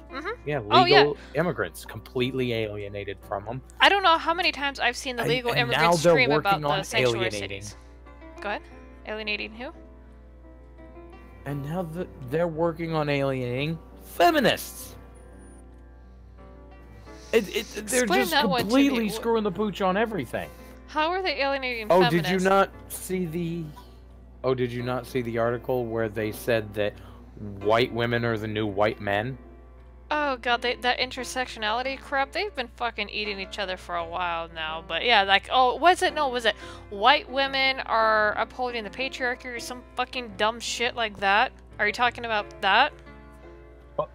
Upholding racism and patriarchy because I assume because they have opinions, but it's that whole concept of once you start going after women, the hardline feminists will go after you regardless. The only people they have yet to alienate is the LGBT movement, and then there's too many Republicans in that to actually go for it. Wait, they've already alienated them some, and the reason I'll tell you why. When the Pulse shooting happened, and it was either because it was down to, oh, are we going to defend the Muslims, so not all Muslims, or are we going to defend the LGBT? LGBT went underneath the bus, and was it the members of the gun club that was down there, the pink pistols or whatnot, shot through the roof after that. They're like, okay, fuck you too then. So they've already alienated any sane part, and I say that respectfully, any sane part of the LGBT. So... And that's the thing, eventually the only votes they're going to have is the hardline Islamic vote and the hardline snowflake vote. And there's not enough of them or the illegal to actually secure any kind of election. Well, they also have the illegal vote too, because I believe it's the state of California has not only stuck an illegal in office, and it's a female, and I can't remember what her name is, but they also have allowed illegals to vote. That is not a constitutional right to them. So that is the only reason why Democrats want the illegals here, and that has been proven time and time again, because they vote. They want to stay, so they're going to vote for the people who are going to let them stay, whether it's legal or not. So, you want to hear something that is actually mildly depressing? What? And I'm not quite sure of your opinion on this particular subsection, but it is technically a voting block because they do vote quite a bit. They have managed to alienate not only the crazy ones, but the majority of the furry movement. How do you fuck that up? And no, I'm not talking about the ones that are zoophiles. Talking about your average everyday one, which, again, not exactly happy-go-lucky people, a little fucked in the head, but not that bad. But when you manage to alienate people who, oh yeah, unfortunately, there's a huge spectrum of that shit I do not want to get into. But when you manage to alienate a group of people that want to shit in diapers and smell that stuff from behind, you know you've messed up. I don't want to know. Oh god. Dude, I will say with the furry stuff is the stuff I've seen from Metokur already. It's just like, no, I don't have it like up now because there's a little bit too much on my screen. But I have like an anti-furry badge that I played or had up during my last stream. It's just like, go away, stay the fuck away from me, do not come around here. I don't hate you as people, but I don't want your shit around me. Go away, go far away. Oh, well, because I even oh god, it's just like, no, because I had friends like, well, they're not all of them that way. It's like, I don't give a fuck. I don't want any of it near me. There's certain things I don't draw for a fucking reason. I don't draw certain shit for a reason because I don't want those particular people drawn to my corners. Like, no, go away, go far away, don't come around here. Well, the whole thing about it is much like with Bearing. When I made the Ichabod avatar, when Samaj first drew it, it was always a character. Mm-hmm. It's like, I'm a human being, not a furry. But it's an interesting character to look at. It's like just a placeholder for the channel. Just a character to throw in there, to have standing there. It works. And since I have yet to find an artist that I can find that can actually do a rendition of me that doesn't make me look like a meth head, I'm gonna just not do it. I'll use the dang raccoon. Well, have you, like, seen my rendition of people? I don't know if you've seen a lot of my artwork, but I can draw realistic people pretty well, and I've done a couple avatars for people using their real face or whatnot. So, I don't know if you've seen my stuff. Well, I like the cartoony aspect. I have actually seen a lot of stuff. I'm not sure, like, there's a subsection on your server, right, that you post some of your art to, and I will admit I don't fucking understand it. I look at it and I'm like, there's meaning behind this, but I cannot figure it out. What? And I've sat there and looked at it and been like, I gotta figure it out, but I have no freaking idea. Which room are you talking about?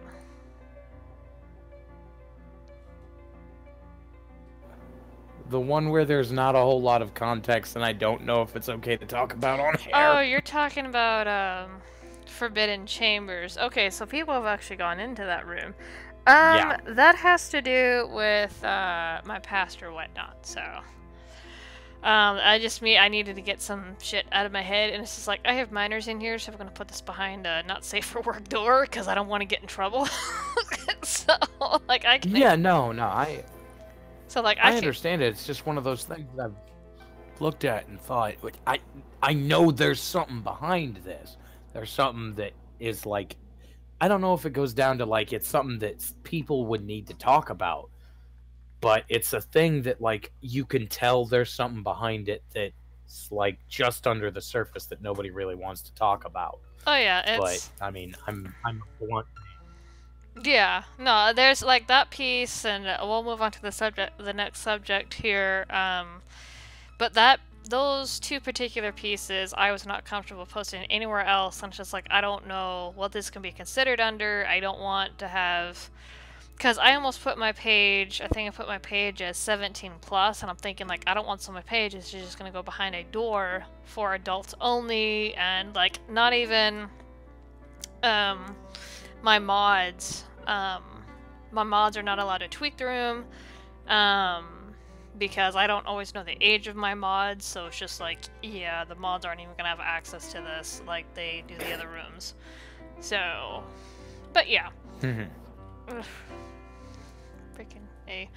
But anyway, let's see.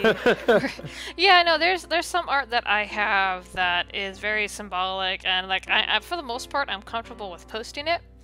But then there's other pieces to where it's just like, nah, this ain't going anywhere. I'll just show just my husband or something like that. But yeah, I mean, I can do some decent stuff, like the theme I drew this, and kind of a dark sense of humor, and hopefully does not get me dinged, but oh well. But anyway, the last, I don't think there's anything else we can discuss with the Feinstein, because it's the same garbage they want to rehash over and over again until they get their way, because the Roe versus Wade, and oh my gosh, how dare people tell us no? Fucking hell. But the last thing I wanted to cover... Yeah, Feinstein's a moron. Yeah. Oh, just anybody on that side, it's just... But yeah, the last thing I wanted to cover, and this is not like going to be a drama channel. I know I've touched upon drama here and there, but no, just pretty much what's going on with Mr. Metokur. Because for anyone who like dares and go pokes their nose in the threads about him, they've tried to dox him many, many times, and people are convinced that this time they have his dox. It's his dox, guys. He even did a stream on it, and it was going over like the Kiwi thread, and I feel sorry for whatever poor bastard is getting bothered now because of these morons. Can you pick somewhere where you want to go, please? So I don't know. People are trying to war with Jim, and that has always like turned out to be bad. Doxing is bad in general, and the fact that people are trying to do it even more so now, I don't know. What do you think, Ichabod? Because like I said, they have tried to do this shit over and over again. Even Sargon thought he had his shit, and it's like, what the fuck are you doing? What are you doing? Stop it! Oh, God. When it comes down to it, the only concept I can say is, number one, I looked at everything I could find on it, and when it comes right down to it, it's not Jim.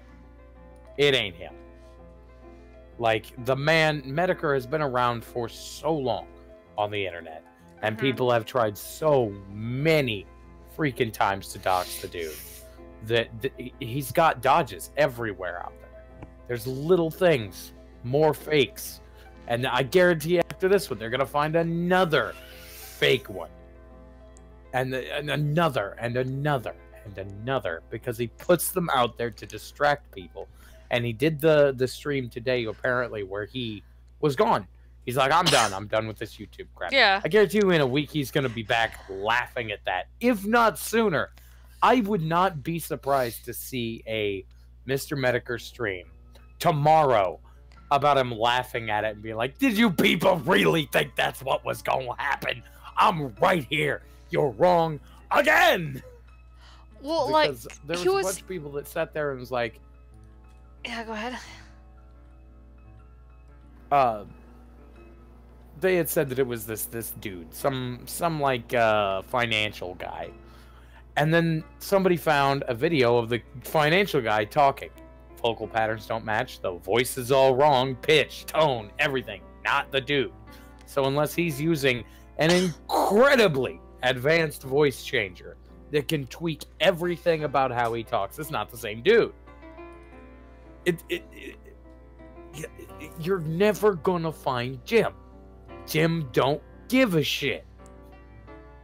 Yeah, and something about Jim too is because people were worried about him for a while because he became really sick. He is, I believe he's disabled, and he's talked about the stuff on his Patreon where he became incredibly ill for a while.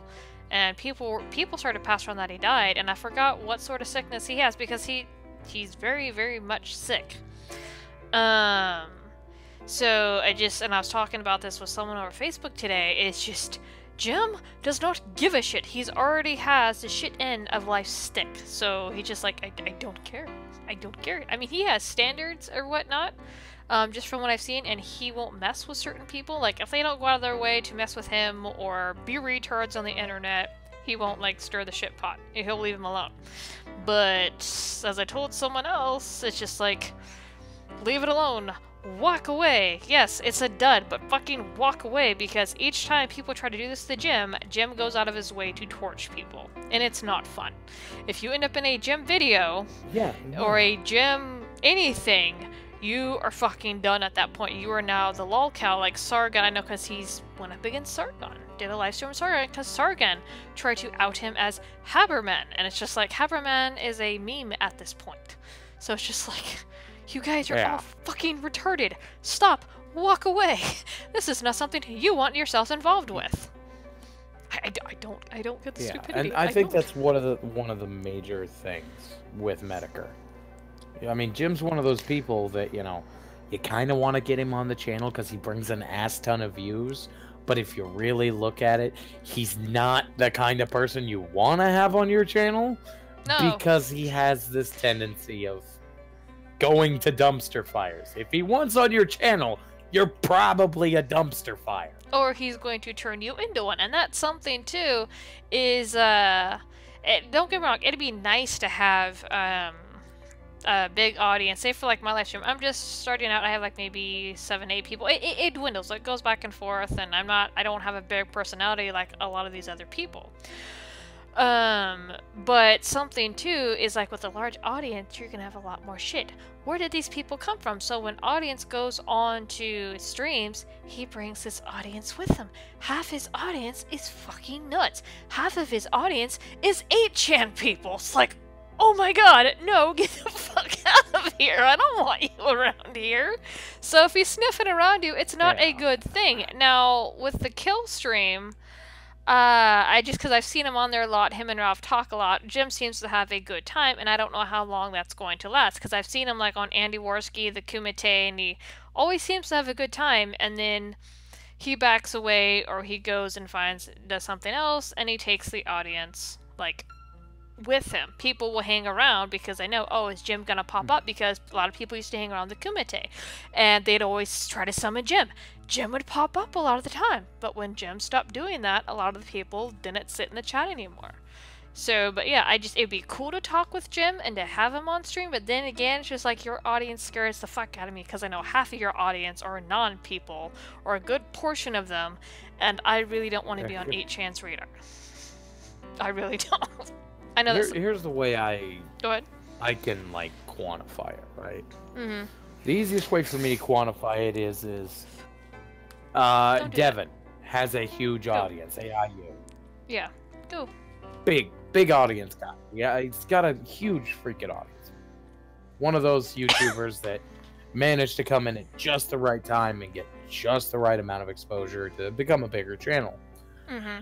But if you bring him on, you're not bringing on new eyes. You're bringing on eyes from his channel. His fans have a very particular concept of themselves, and it's higher than it should ever be.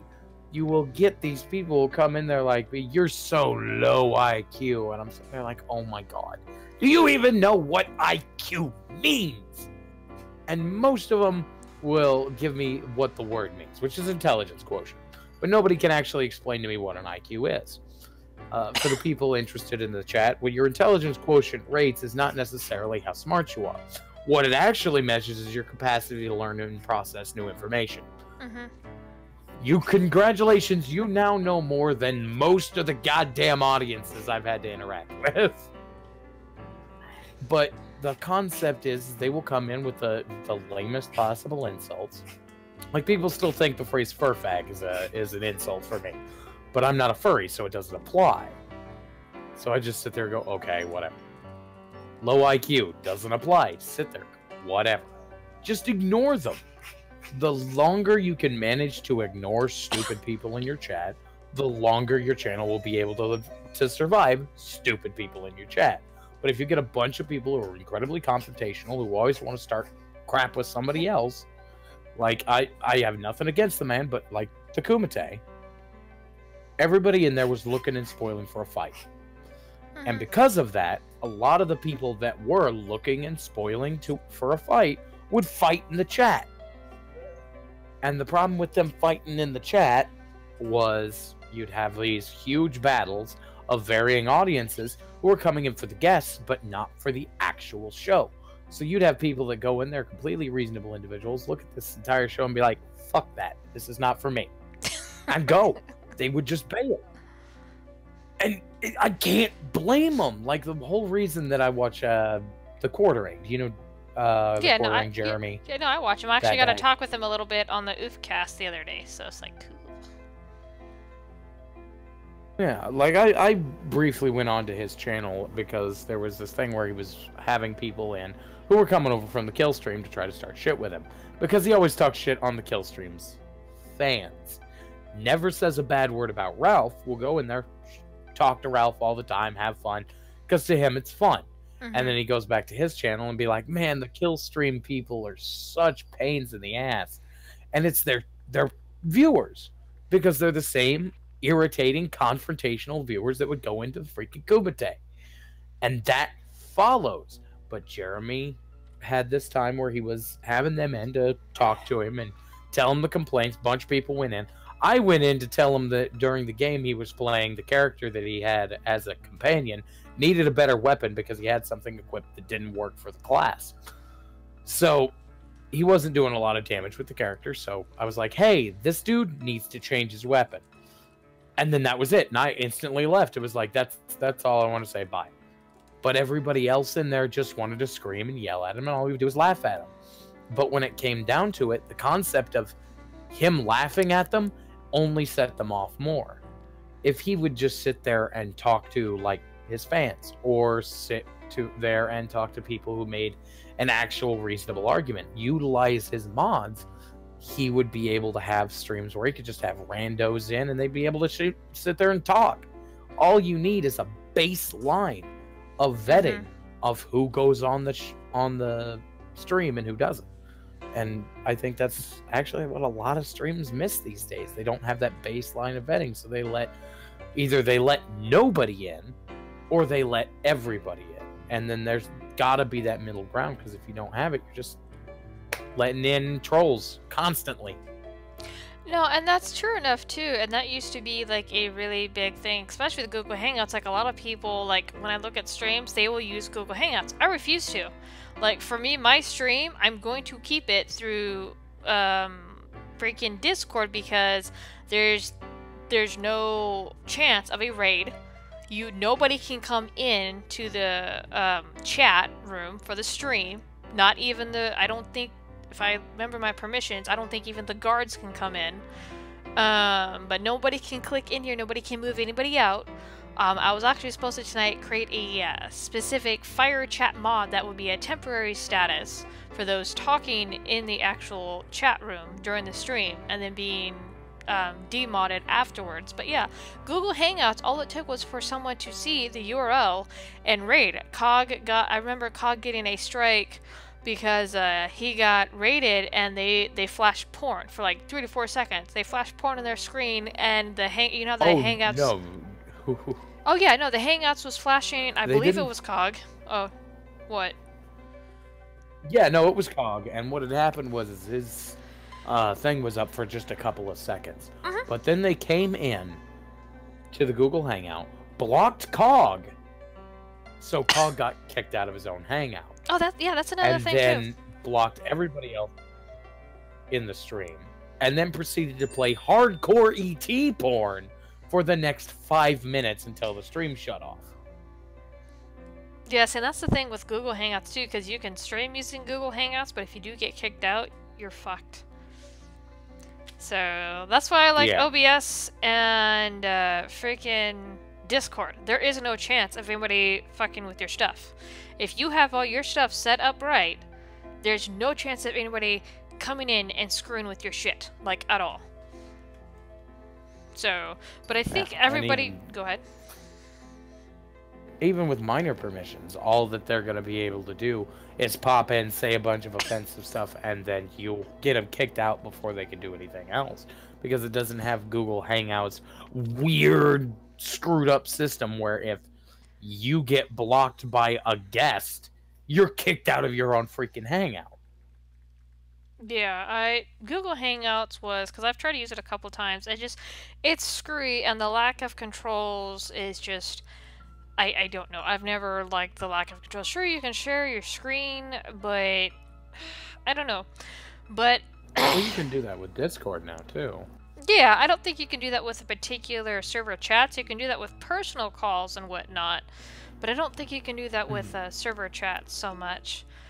But yeah, but even then, that just comes to the concept of bringing in who you plan to have into a group chat, and then you can do the share screen stuff all you want. Yeah, but yeah, with the Metokur stuff, it just I don't know, people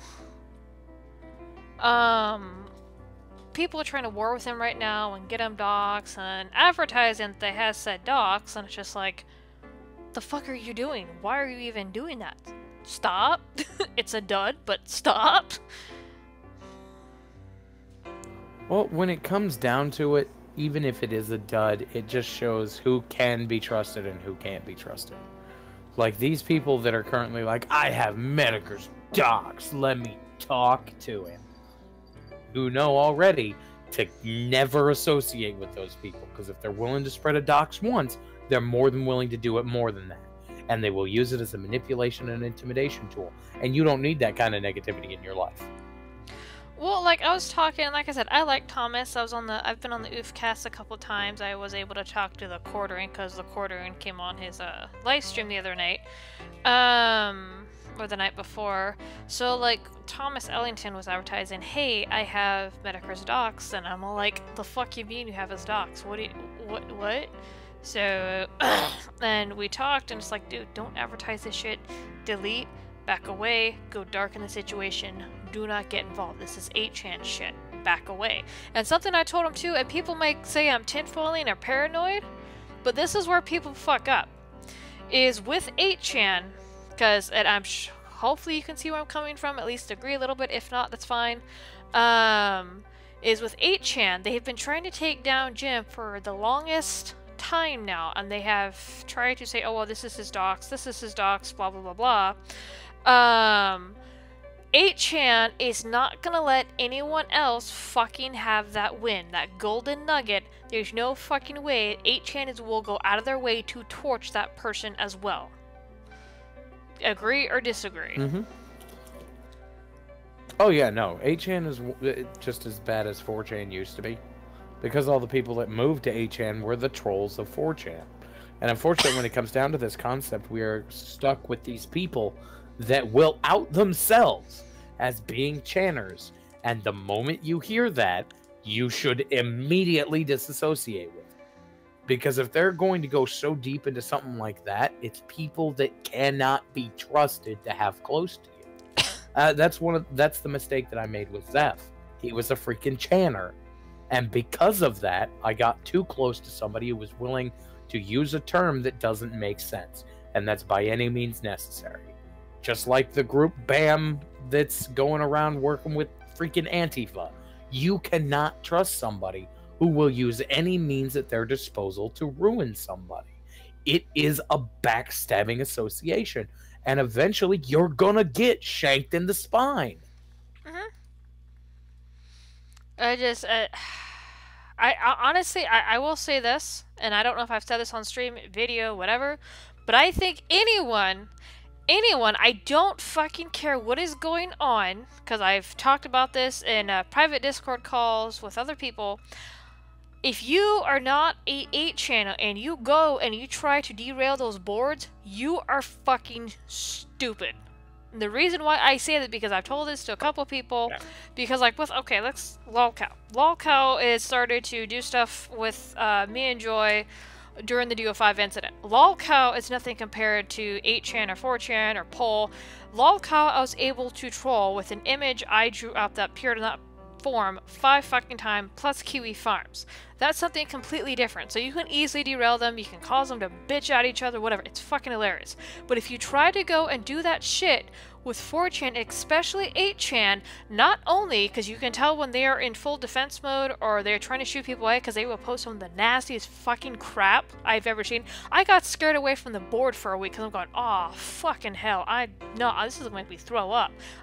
So not only will they do that, they will go after the people that they were out fucking with the board. And I'm not trying to like point fingers, I'm not trying to down talk anybody, but during when Kumite blew up, you had people like I don't remember if it was specifically Andy, but you had people like Tonka, you had people like Failure, you had, I think, a little bit of Ralph, you had a little bit of V, you had some other people trying to go in and derail this fucking board. It's like, if they're on your ass, this is what you do. You sit down and you shut the fuck up. And that's what Jim does. Jim does not go and try to derail the board. He doesn't do any of this shit. He points and laughs and goes about his shit and trolls the fuck out of people. And that's why 8chan is so mad with him, because they cannot fucking touch him.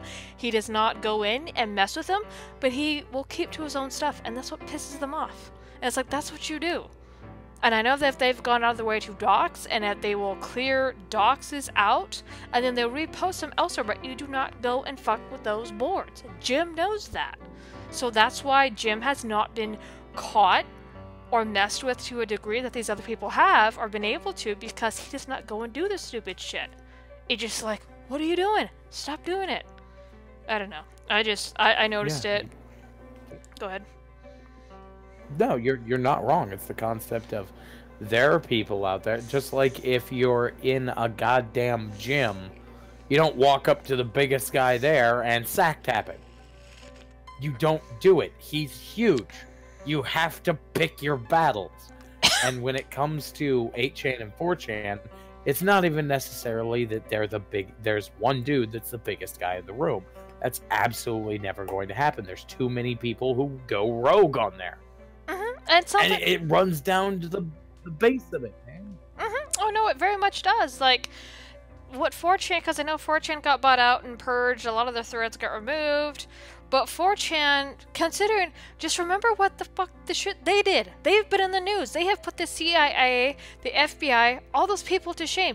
They went out of their way to fuck with LaBeouf. Like, you had people reading sky patterns and stars and freaking weather tracking, for God's sakes, anytime LaBeouf released a video. they even found him when he was secluded in a little hut inside of another fucking building. So when you have 4chan that's been kind of defunct at this point, and you had 8chan, which I consider to be like the monster of 4chan, an angry version of 4chan, it's like, why the fuck are you gonna go mess with this board in the first place? Stop it. Like I said, Jim knows better. Jim will keep to his own corner. Like, he'll go around and he'll poke his nose in what he considers interesting and funny to him, but he doesn't do none of this dumb shit. Like, I won't even post on 8chan. I will look, I will read, but I sure as shit will not fucking touch, because it takes one fuck up to go, oh, surprise! Oh, it's you! And it's just like, I'm good. I don't even post on lolcow anymore, man. Well, like, here's... Go ahead. Well, here's a thing about it. Like, I don't post on lolcow. I don't go to Kiwi Farms unless it's directly related to somebody I know. I never go to 8chan because fuck that shit. When it comes right down to it, I don't want to sit there and touch. It's like you walk down the road and you see a green glowing pile of dog crap. And it's nothing against him, but Failure is one of those kinds of people that will poke it. He'd get a stick and he'd poke it. Jim is one of those people that looks at it and is like, why is that green? And asks the dog's owner why it's green. He wants to know why it's green, but he doesn't want to touch it. But then there's people out there that will pick it up and just smear it on their face and be like, if I grow another arm, is it a superpower? And I'm like, no. Or they'll pick it up and throw it at their enemies. Yeah, no, it's... God. Oh my god. Freaking... Oh God. And I've been... There's a limit, man. There's a limit to what you can do. No, and there is. And it's just... Okay, I thankfully have never been doxxed, and I'm sure it's a scary situation. Excuse me, just bonked my mic. It's a scary situation, especially when Andy Worski got doxxed, his family. You had, like, I was poking around the thread, and they had certain people's driver's license on there. I'm going, oh my god, where did they find this shit? So, like, these people are legit fucking scary, so and I know Andy had to call a lot of his family members going, hey, watch out. So it's legit scary, but even then it's just like, don't feed these people. Sit down, shut up, private your shit, and leave the board alone. They'll get bored. They will move on. And they have moved on to several things. Like, I've seen them like break out into fights saying, oh no, this is done. This is retarded. We're not doing this anymore. So, go ahead. When it comes down to it, that's the reason why all my crap's already out there. I doxed myself on my channel. It's there. Yeah. They don't have a weapon against me anymore. And that's one of the things that I've taken as one of the most important factors of learning. My Discord, you only get a link if I give it to you. And that is a one-time link that expires in 24 hours. Every time. Because I'm very, very specific about that kind of stuff. My information's all already out there. And yeah, I got calls to my aunt telling my aunt my mother was dead, but that managed to get resolved in my mother calling my aunt and being like, no, it's bullshit. You can set up safeguards for this kind of stuff. Like, the police department here already knows me. So if I were ever to be swatted, they would come, knock on my door politely, I would come to the door and be like, yeah, no, it's ridiculous. And then they'd leave. They already know my stuff's all out there. They already know I do YouTube. They already know I live stream with occasionally unsavory people. So you can set up all the safeguards you want, but you're still going to get fucked with. But they're going to get bored because you've taken so many safeguards. Well, it's not just the safeguards. It's how you respond. Like, if you go and if something happens and you, like, lose your shit all over Twitter and you, like, spit out all these spurgy videos, they're going to go, oh, hey, we're going to get a reaction out of them. Let's do this some more. It's like, no, shut the fuck up. And I talked about this in a Rambler of mine. It's just like, with me, even some of the most serious of situations that I've been involved with, I have managed to fucking shrink myself to where people don't focus on me so much. Because, like, I have learned by watching other people and observing how other people behave and the responses to that. It's like, okay, you try to go quiet the best you can. If you need to resolve shit, fine. But then you sit down and you shut the fuck up. poke the fire, or you don't put more gas on the fire, and you don't poke the goddamn bear. You don't do it. And many people do not understand this concept. God, that's why we have all this stupid shit right now. It's actually mildly surprising how often people will set their arm on fire and then start wondering, I wonder what'll happen if I pour all of this whiskey on it. The fire got bigger. Let's add the gas. And it's just, dude, you realize you screwed up. You already know you screwed up. So why would you proceed to make it worse? It's, I don't know. Maybe that's me just being like, look, if I get confronted on this kind of stuff, I might back down. But no, it's not that I'm backing down. It's I'm doing the smart thing and not engaging with stupid crap. Yeah, no, I just... Don't poke the radioactive dog poop. Or no, it's radioactive bear. Radioactive bear.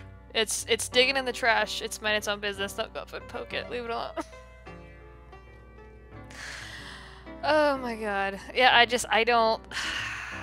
See, and here's the thing, too. It keeps getting, like, worse and worse and worse because people keep poking each other with sticks and trying to mess with the board, and it's just like, oh my god, at this point, we're not gonna happen. What's gonna happen in the next few months? Is, like, everyone gonna hate each other at this point? Because that's what it's boiling down to, and now people are trying to poke Jim. It's like, leave Jim alone. You guys are retarded. Leave him alone. Quit trying to fight with them. God. You know, I actually have the perfect analogy for this concept, which is basically fucking with Jim. Here is why you don't fuck with Jim. Back in, I think, 2010, I had a family member, I'm not going to disclose which particular family member because he was an idiot, who ended up in the hospital. He'd got mauled by a dog. Oh. Everybody was trying to figure out why he got mauled by the dog. You know, he got tore up pretty bad. So, I'm the only one with the nerve to actually go up and ask him and say, what did you do to the dog? Everybody else was like, what happened? What happened? And I was like, what did you do to the dog? So he proceeds to tell me he was walking up to this pit bull. Oh, God. And flicking it in the nuts. So he was just walking up to this dog and just bing, with his middle finger right in the thing's balls. And then everybody was so surprised when the dog mauled him. I wasn't surprised. I was like, well, that was a mistake. Did you learn from it? And that's what it is. Jim is the dog. People poking Jim are flicking a pit bull in the nutsack. Don't do it. It's gonna maul you. Everybody's telling you it's gonna maul you, but you just keep flicking away. Oh my god. Yeah, no, that's like legit dumb. But yeah, well, I'm very curious as to what's gonna happen at the end of the year. We got like what? October, we're about halfway through, a little over in October. We got November, we got December. What the fuck is gonna happen by January? I'm curious. I really fucking am, because like, how many more fights are we gonna see break out? What else is Jim gonna have to take his stick to and destroy? Because have you noticed that anytime people go out of his way to fuck with him, he takes like this, is like, done. You're done. It's like, oh my god. I don't know, man. Like, it's just gets to this point of, I don't know if it's big YouTubers just want more notoriety by taking somebody else down. But guys, this isn't Highlander. There doesn't need to be only one. None of you are as big as, like, PewDiePie. Well, it doesn't If somebody manages to take down Field, maybe. But, yeah, it's not freaking Highlander. You don't have to, like, win by eviscerating your opponent and cutting his goddamn head off. Well, see, it doesn't even matter so much anymore, because YouTube can take anybody out. Like, and I've brought this up before, I think, on a stream or a video. Cog's, like, for example, Cognitive Thought's entire channel is demonetized. He's not getting that back. His channel is done. Which really sucks. Huh? Oh, yeah, no, it's permanently done. He was permanently demonetized, and there's not a goddamn thing he can do about it either. Now, supposedly you can remove the duplicate videos and reapply, but I don't. I mean, I don't think he's gonna get it back, and the people who continue to get dinged are gonna get really fucked over. So I don't know. People trying to fight for the YouTube spotlight. No, not good. Don't do it. Because no, I don't know.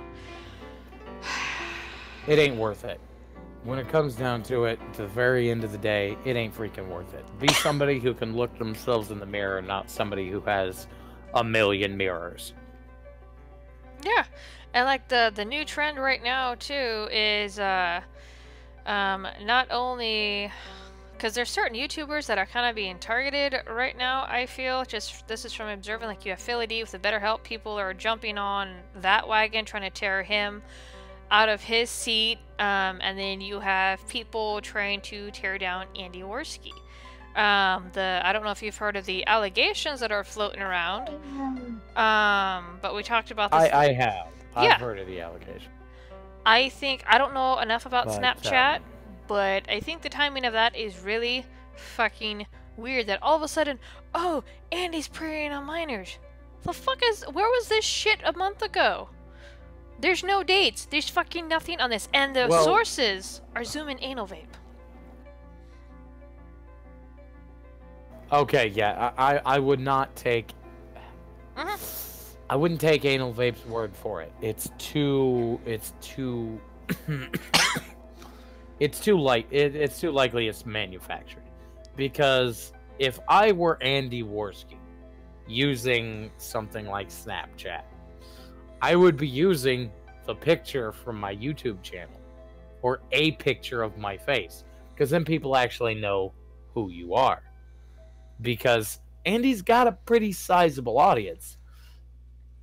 But when it comes down to it, man, I can't blame Andy's channel starting to get hit. He's been hitting it himself. Like all the more recent, like where he's starting to go after other YouTubers things, he's burning bridges that he'd be able to do more with than without. Because unfortunately, that's one of the things you really have to pay attention to on YouTube. You got to figure out which bridges are worth it and which aren't. And where my whole thing with, just as an example, the bridge that I used to have with Cog, like I would go on his channel on occasion. He's a good dude, but I would rather go on the Morning Decay and hang out with Optic and Broski, because they're having fun, they're doing what they want, and I have fun going on their channel.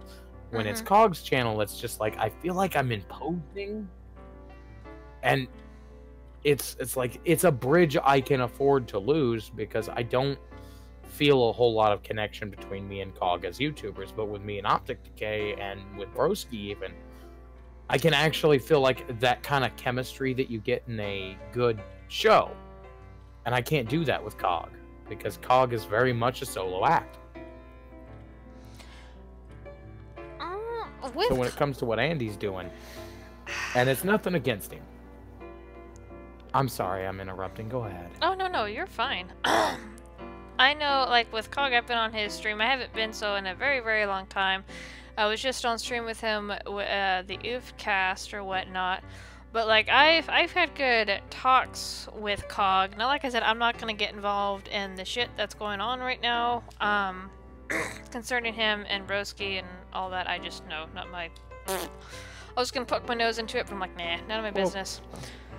Go ahead. Well, one of the things that I do want to talk about with that doesn't necessarily have to do with the drama, but with it itself. There are people, and this is why I heavily criticize Andy, there are people who are not solo acts. Like, they need somebody else to feed off of to make the show more entertaining. But Cog isn't like that. Cog can sit in that stream and talk and talk and talk, and people love it, because he's a very entertaining gentleman. But when you have people like Optic and Broski, there's a reason they're together as a show. And it's because they feed off of each other, and it's very positive for them. But if I go on somebody like Cog's channel, I'm going to end up either talking to myself or just shutting up the entire time. I can't work with Cog. Cog works on his own and I work on my own. But with Optic and Broski, I can sit there and just back and forth with them, and it's still entertaining because we can always bounce off of each other. And I think that's very important with the chemistry of any kind of a host, co-host, co-host, co-host kind of thing. Yeah. It's you have to be able to bounce.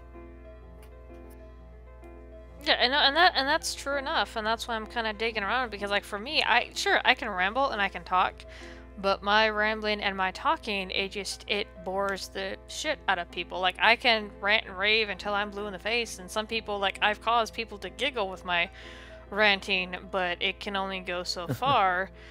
And I started to stream to get to know some of my subscribers and viewers, because I don't know them. I've had people come in from different situations up to my channel, and then when certain fights break out, leave. So my channel is taking a beating, but I want to get this off the ground and just kind of see what I can do with it. But like when it comes to like Andy, like because I've seen his solo videos, I've sat down and watched some of his streams. Like I miss Chris. Chris Worski, I was told he was kind of like busy with life, and I'm not saying Andy can't hold his channel on his own, because he can. But I don't know. Some of the thing. Go ahead. Go ahead. I have to disagree with that. I do. I do not think Andy... don't get me wrong, he can be entertaining by himself, but he can't remain consistent in what he actually believes, because I very much think that Chris was the dominant of the pair. He may not have done a lot like on camera, but off camera, I guarantee you he was doing a lot of the work. Because ever since Chris left, Andy keeps spiraling.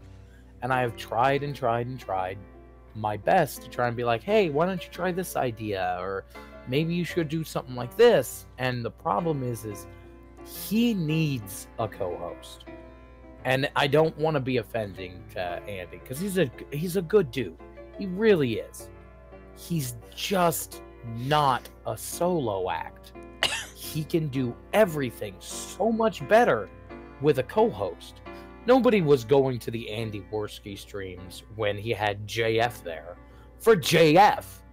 They were going for Andy and his ability to bounce off of somebody just like a rubber ball in a concrete wall. Because a lot of times JF, yeah, he's a concrete wall. But if you can bounce off of him just right, you'll appease both his fans and yours, because you have somebody to bounce off of finally.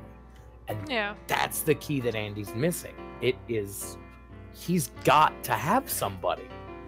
And that's very indicative of a lot of people who, for some reason, just go crazy and burn all their bridges. Well, something too is that with all this fighting, it's just like I said, I've backed away from a lot of stuff. I mean, I still watch the Kumite. I still watch Andy's live streams when I catch him. I'm now watching the Ralph Retorter the Kill stream more and more. I was watching it last night for a while before I dozed off. But it just, with all the infighting with Andy, it just, he's fun. He's, to me, when I started watching him, especially with Chris and whatnot, my impression was he was fun. He was hilarious. He wanted to joke around. When he gets involved in like heavy shit, it's not good. It really isn't. And especially now with these allegations going around, which, like I said, and I'll said it on the Oofcast, I will say it here again, I don't know very much about the website Snapchat. I never used it. But for these allegations just to pop up out of nowhere and suddenly there be two girls, here's the observation that I said on the Oofcast. This is just my take. Is when fighting broke out between the Kumite, Andy Worski, a little bit of the kill stream, and then with Jim, Andy Worski did disappear for a month, and he talked about that on his stream, and then he came back, and there was more fights between Tonka, Cog started fighting with Tonka, you had Geek Thulu, starting to just it's been back and forth, and now you have it to where Andy Worski is now streaming in the same time slot as the Kumite, and he's doing well. He's done streams by himself, him and Geek, and they are pulling in over 1,000K people. So now he's doing well. He's getting back on the ball. His first jump was with his his video on BetterHelp, which I thought it was done really well. So he got back on the ball. He's streaming again, and he's doing well. And now you have these allegations just go poof. Here they are, and just like timing shit. The sources are shit, especially seeing how one of the sources has a reputation, from what I hear, of faking screenshots and other sources of evidence and known pedos. So it's just like, yeah, anal vape and Zoom, and it's just like, what the fuck? Why are these coming out? If they're real, why are they coming out now? Because, like, was it Zoom was challenging people in the Rough Retort, and I was too tired to go on, try to get in the damn show. I was dozing off on the couch. My back was hurting. But he was asking, like, well, how can people fake this? And I'm sitting here thinking, like, I have VideoPad, I have Photoshop. I make animations using Photoshop and VideoPad. Like, I'll create the individual scenes in Photoshop, and then I'll go and I'll set those scenes up, and you can mess with like the timing, how long each scene or image appears. And so my animations, and I'm sitting there thinking, like, well, if you make an image, which would have to be a PNG, and you would have to do a scroll effect, there are ways to do that. Yeah. So I don't, because I saw the video, I saw a little bit of the stream by Nightly Beast, and I'm sitting here watching her. I can't remember if her thumb was present or not. I believe it was present, but there's ways that you can fake that. And they had some software engineer come on, and just like, you could probably do that with Photoshop and the program I use. Yeah. So, and I will say it's a little bit...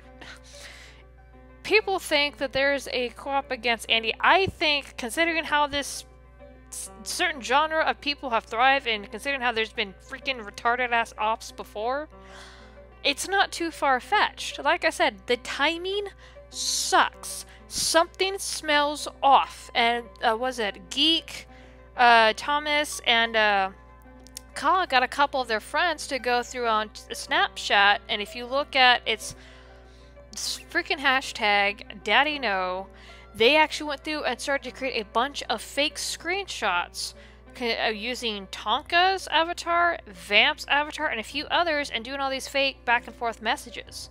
So it's just like, oh my god. Yeah. Well, I think there's two stories in this that can apply directly to this.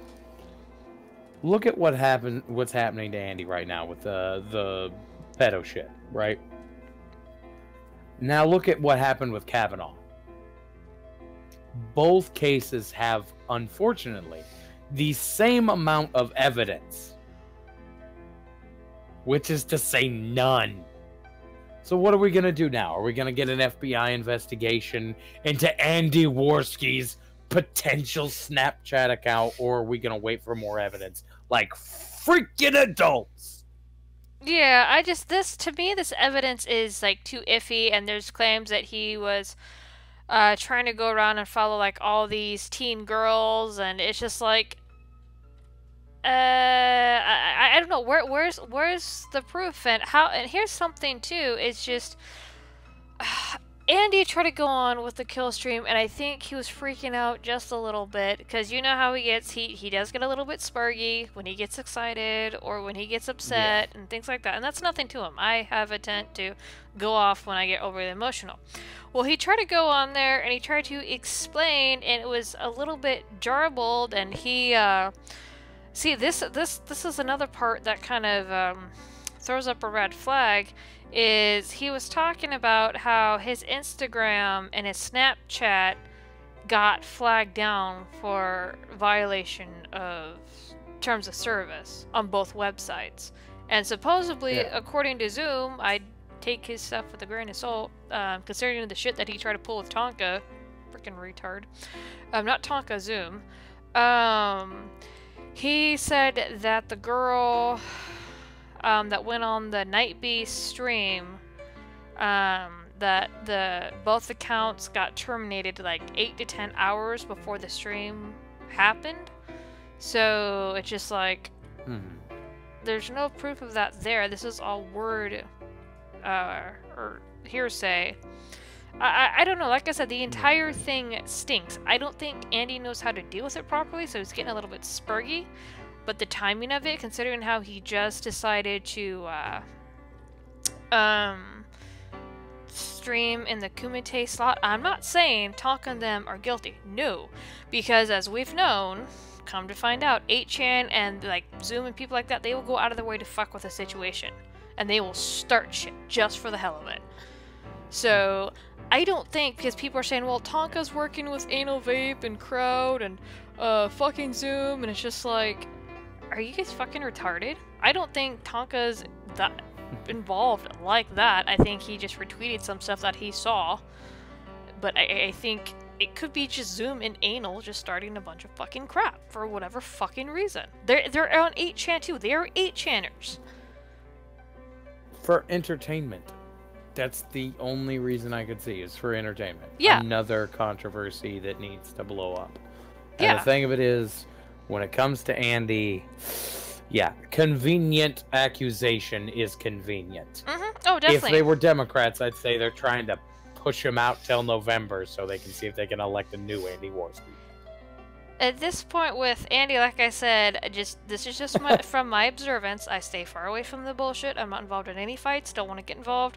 But just from what I've observed, Andy started to stream in the Kumite time slot, started to gain traction, ate up a lot of that crowd, came back, was on the ball for the most part, him and Geek, and then all of a sudden, bam, they said, oh, Andy's a pedo. Get the fuck out of here. Get the fuck out of here. Until I see something fucking concrete that isn't Snapchat, that we can go and edit shit, I don't give a fuck for this shit. I really don't.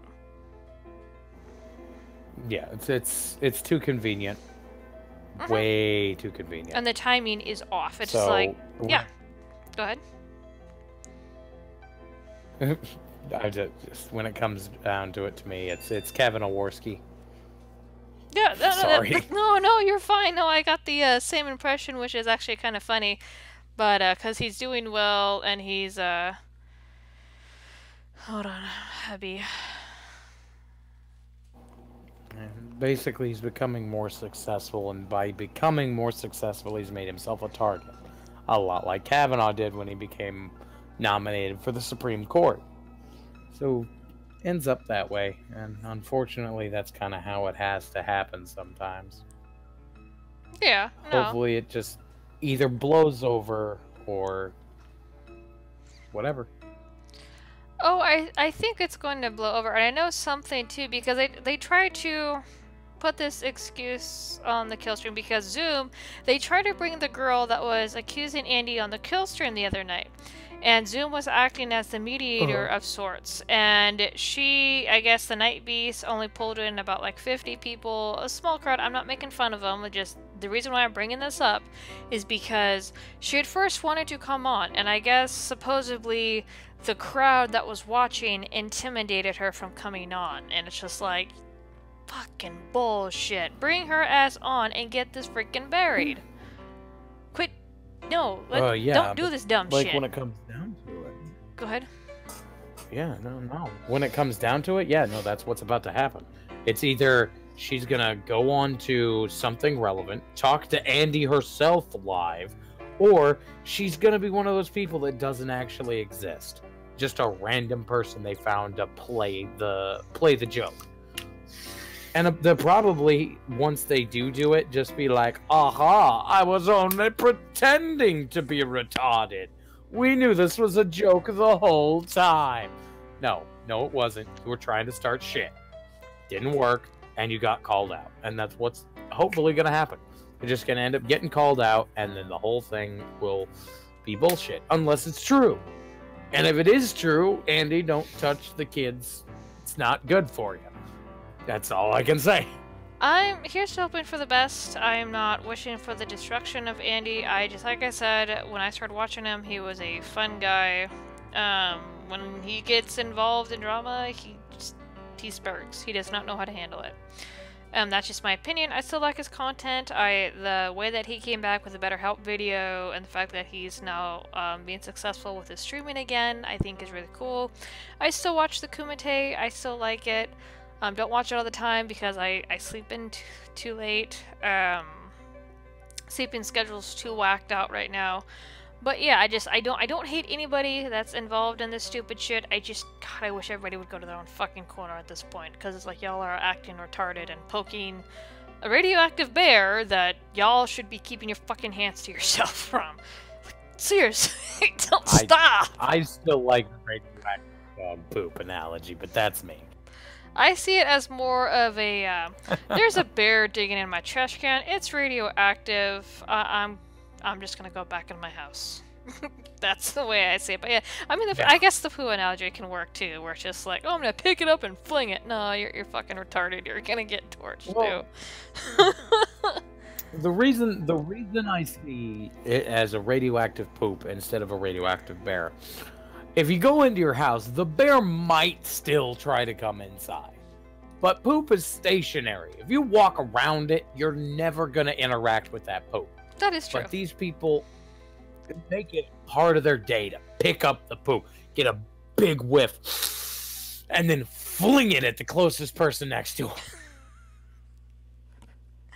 No, that is true, and get high. I think everybody's like high off of drama right now. I know that certain people have either A, gone back to their own corner, 2, have told everybody else to fuck off, leave us alone, we don't want any part of this bullshit, and then, or 3, just disappear from the community altogether. I know like 1 or 2 individuals who have just fucking disappeared from the community because they're like, yeah, fuck this shit, bye. And they did it a while back, and I think there might be others doing it, but I think I'm going to wrap it up here, a little bit past the 2-hour mark. Oh, 2 hours and 40 minutes. Meant to keep it at 2 hours, but at least it's not almost 4. Yes, goals. Well, yeah. Anyway. Whatever worked. Yeah. It was nice having you on. I'm gonna see if there's any more takers. If not, if you're able to do this every Tuesday, and then if you want, get your followers to rate it, see how you did here, what they thought about it. And so, like I said, I'm still trying to juggle ideas and get stuff rolling here. See what else we can do on here. Fair enough. But if you also want to, if you stick around for a little bit after I end the stream, because I do have to make a phone call real quick, I can explain to you those 2 art pieces if you want. Alright. Okay, so I'm going to mute the stream for now, and I'm going to wrap it up. So, hold on. Fair enough. Okay guys, so that was our show for tonight. Tell me how it was. It was a little bit more organized, hopefully. I'm trying to establish a co-host. Tell me how you think Ichabod did. If you want to check out Ichabod, his Twitter, his YouTube channel, he does run something called the Citrus Quest, so he does run his own show. If you want to go check that out, that is going to be in the description link, as well as his Ask FM. So go check him out, tell him how he did and whatnot, and I will see you guys in the next one. See.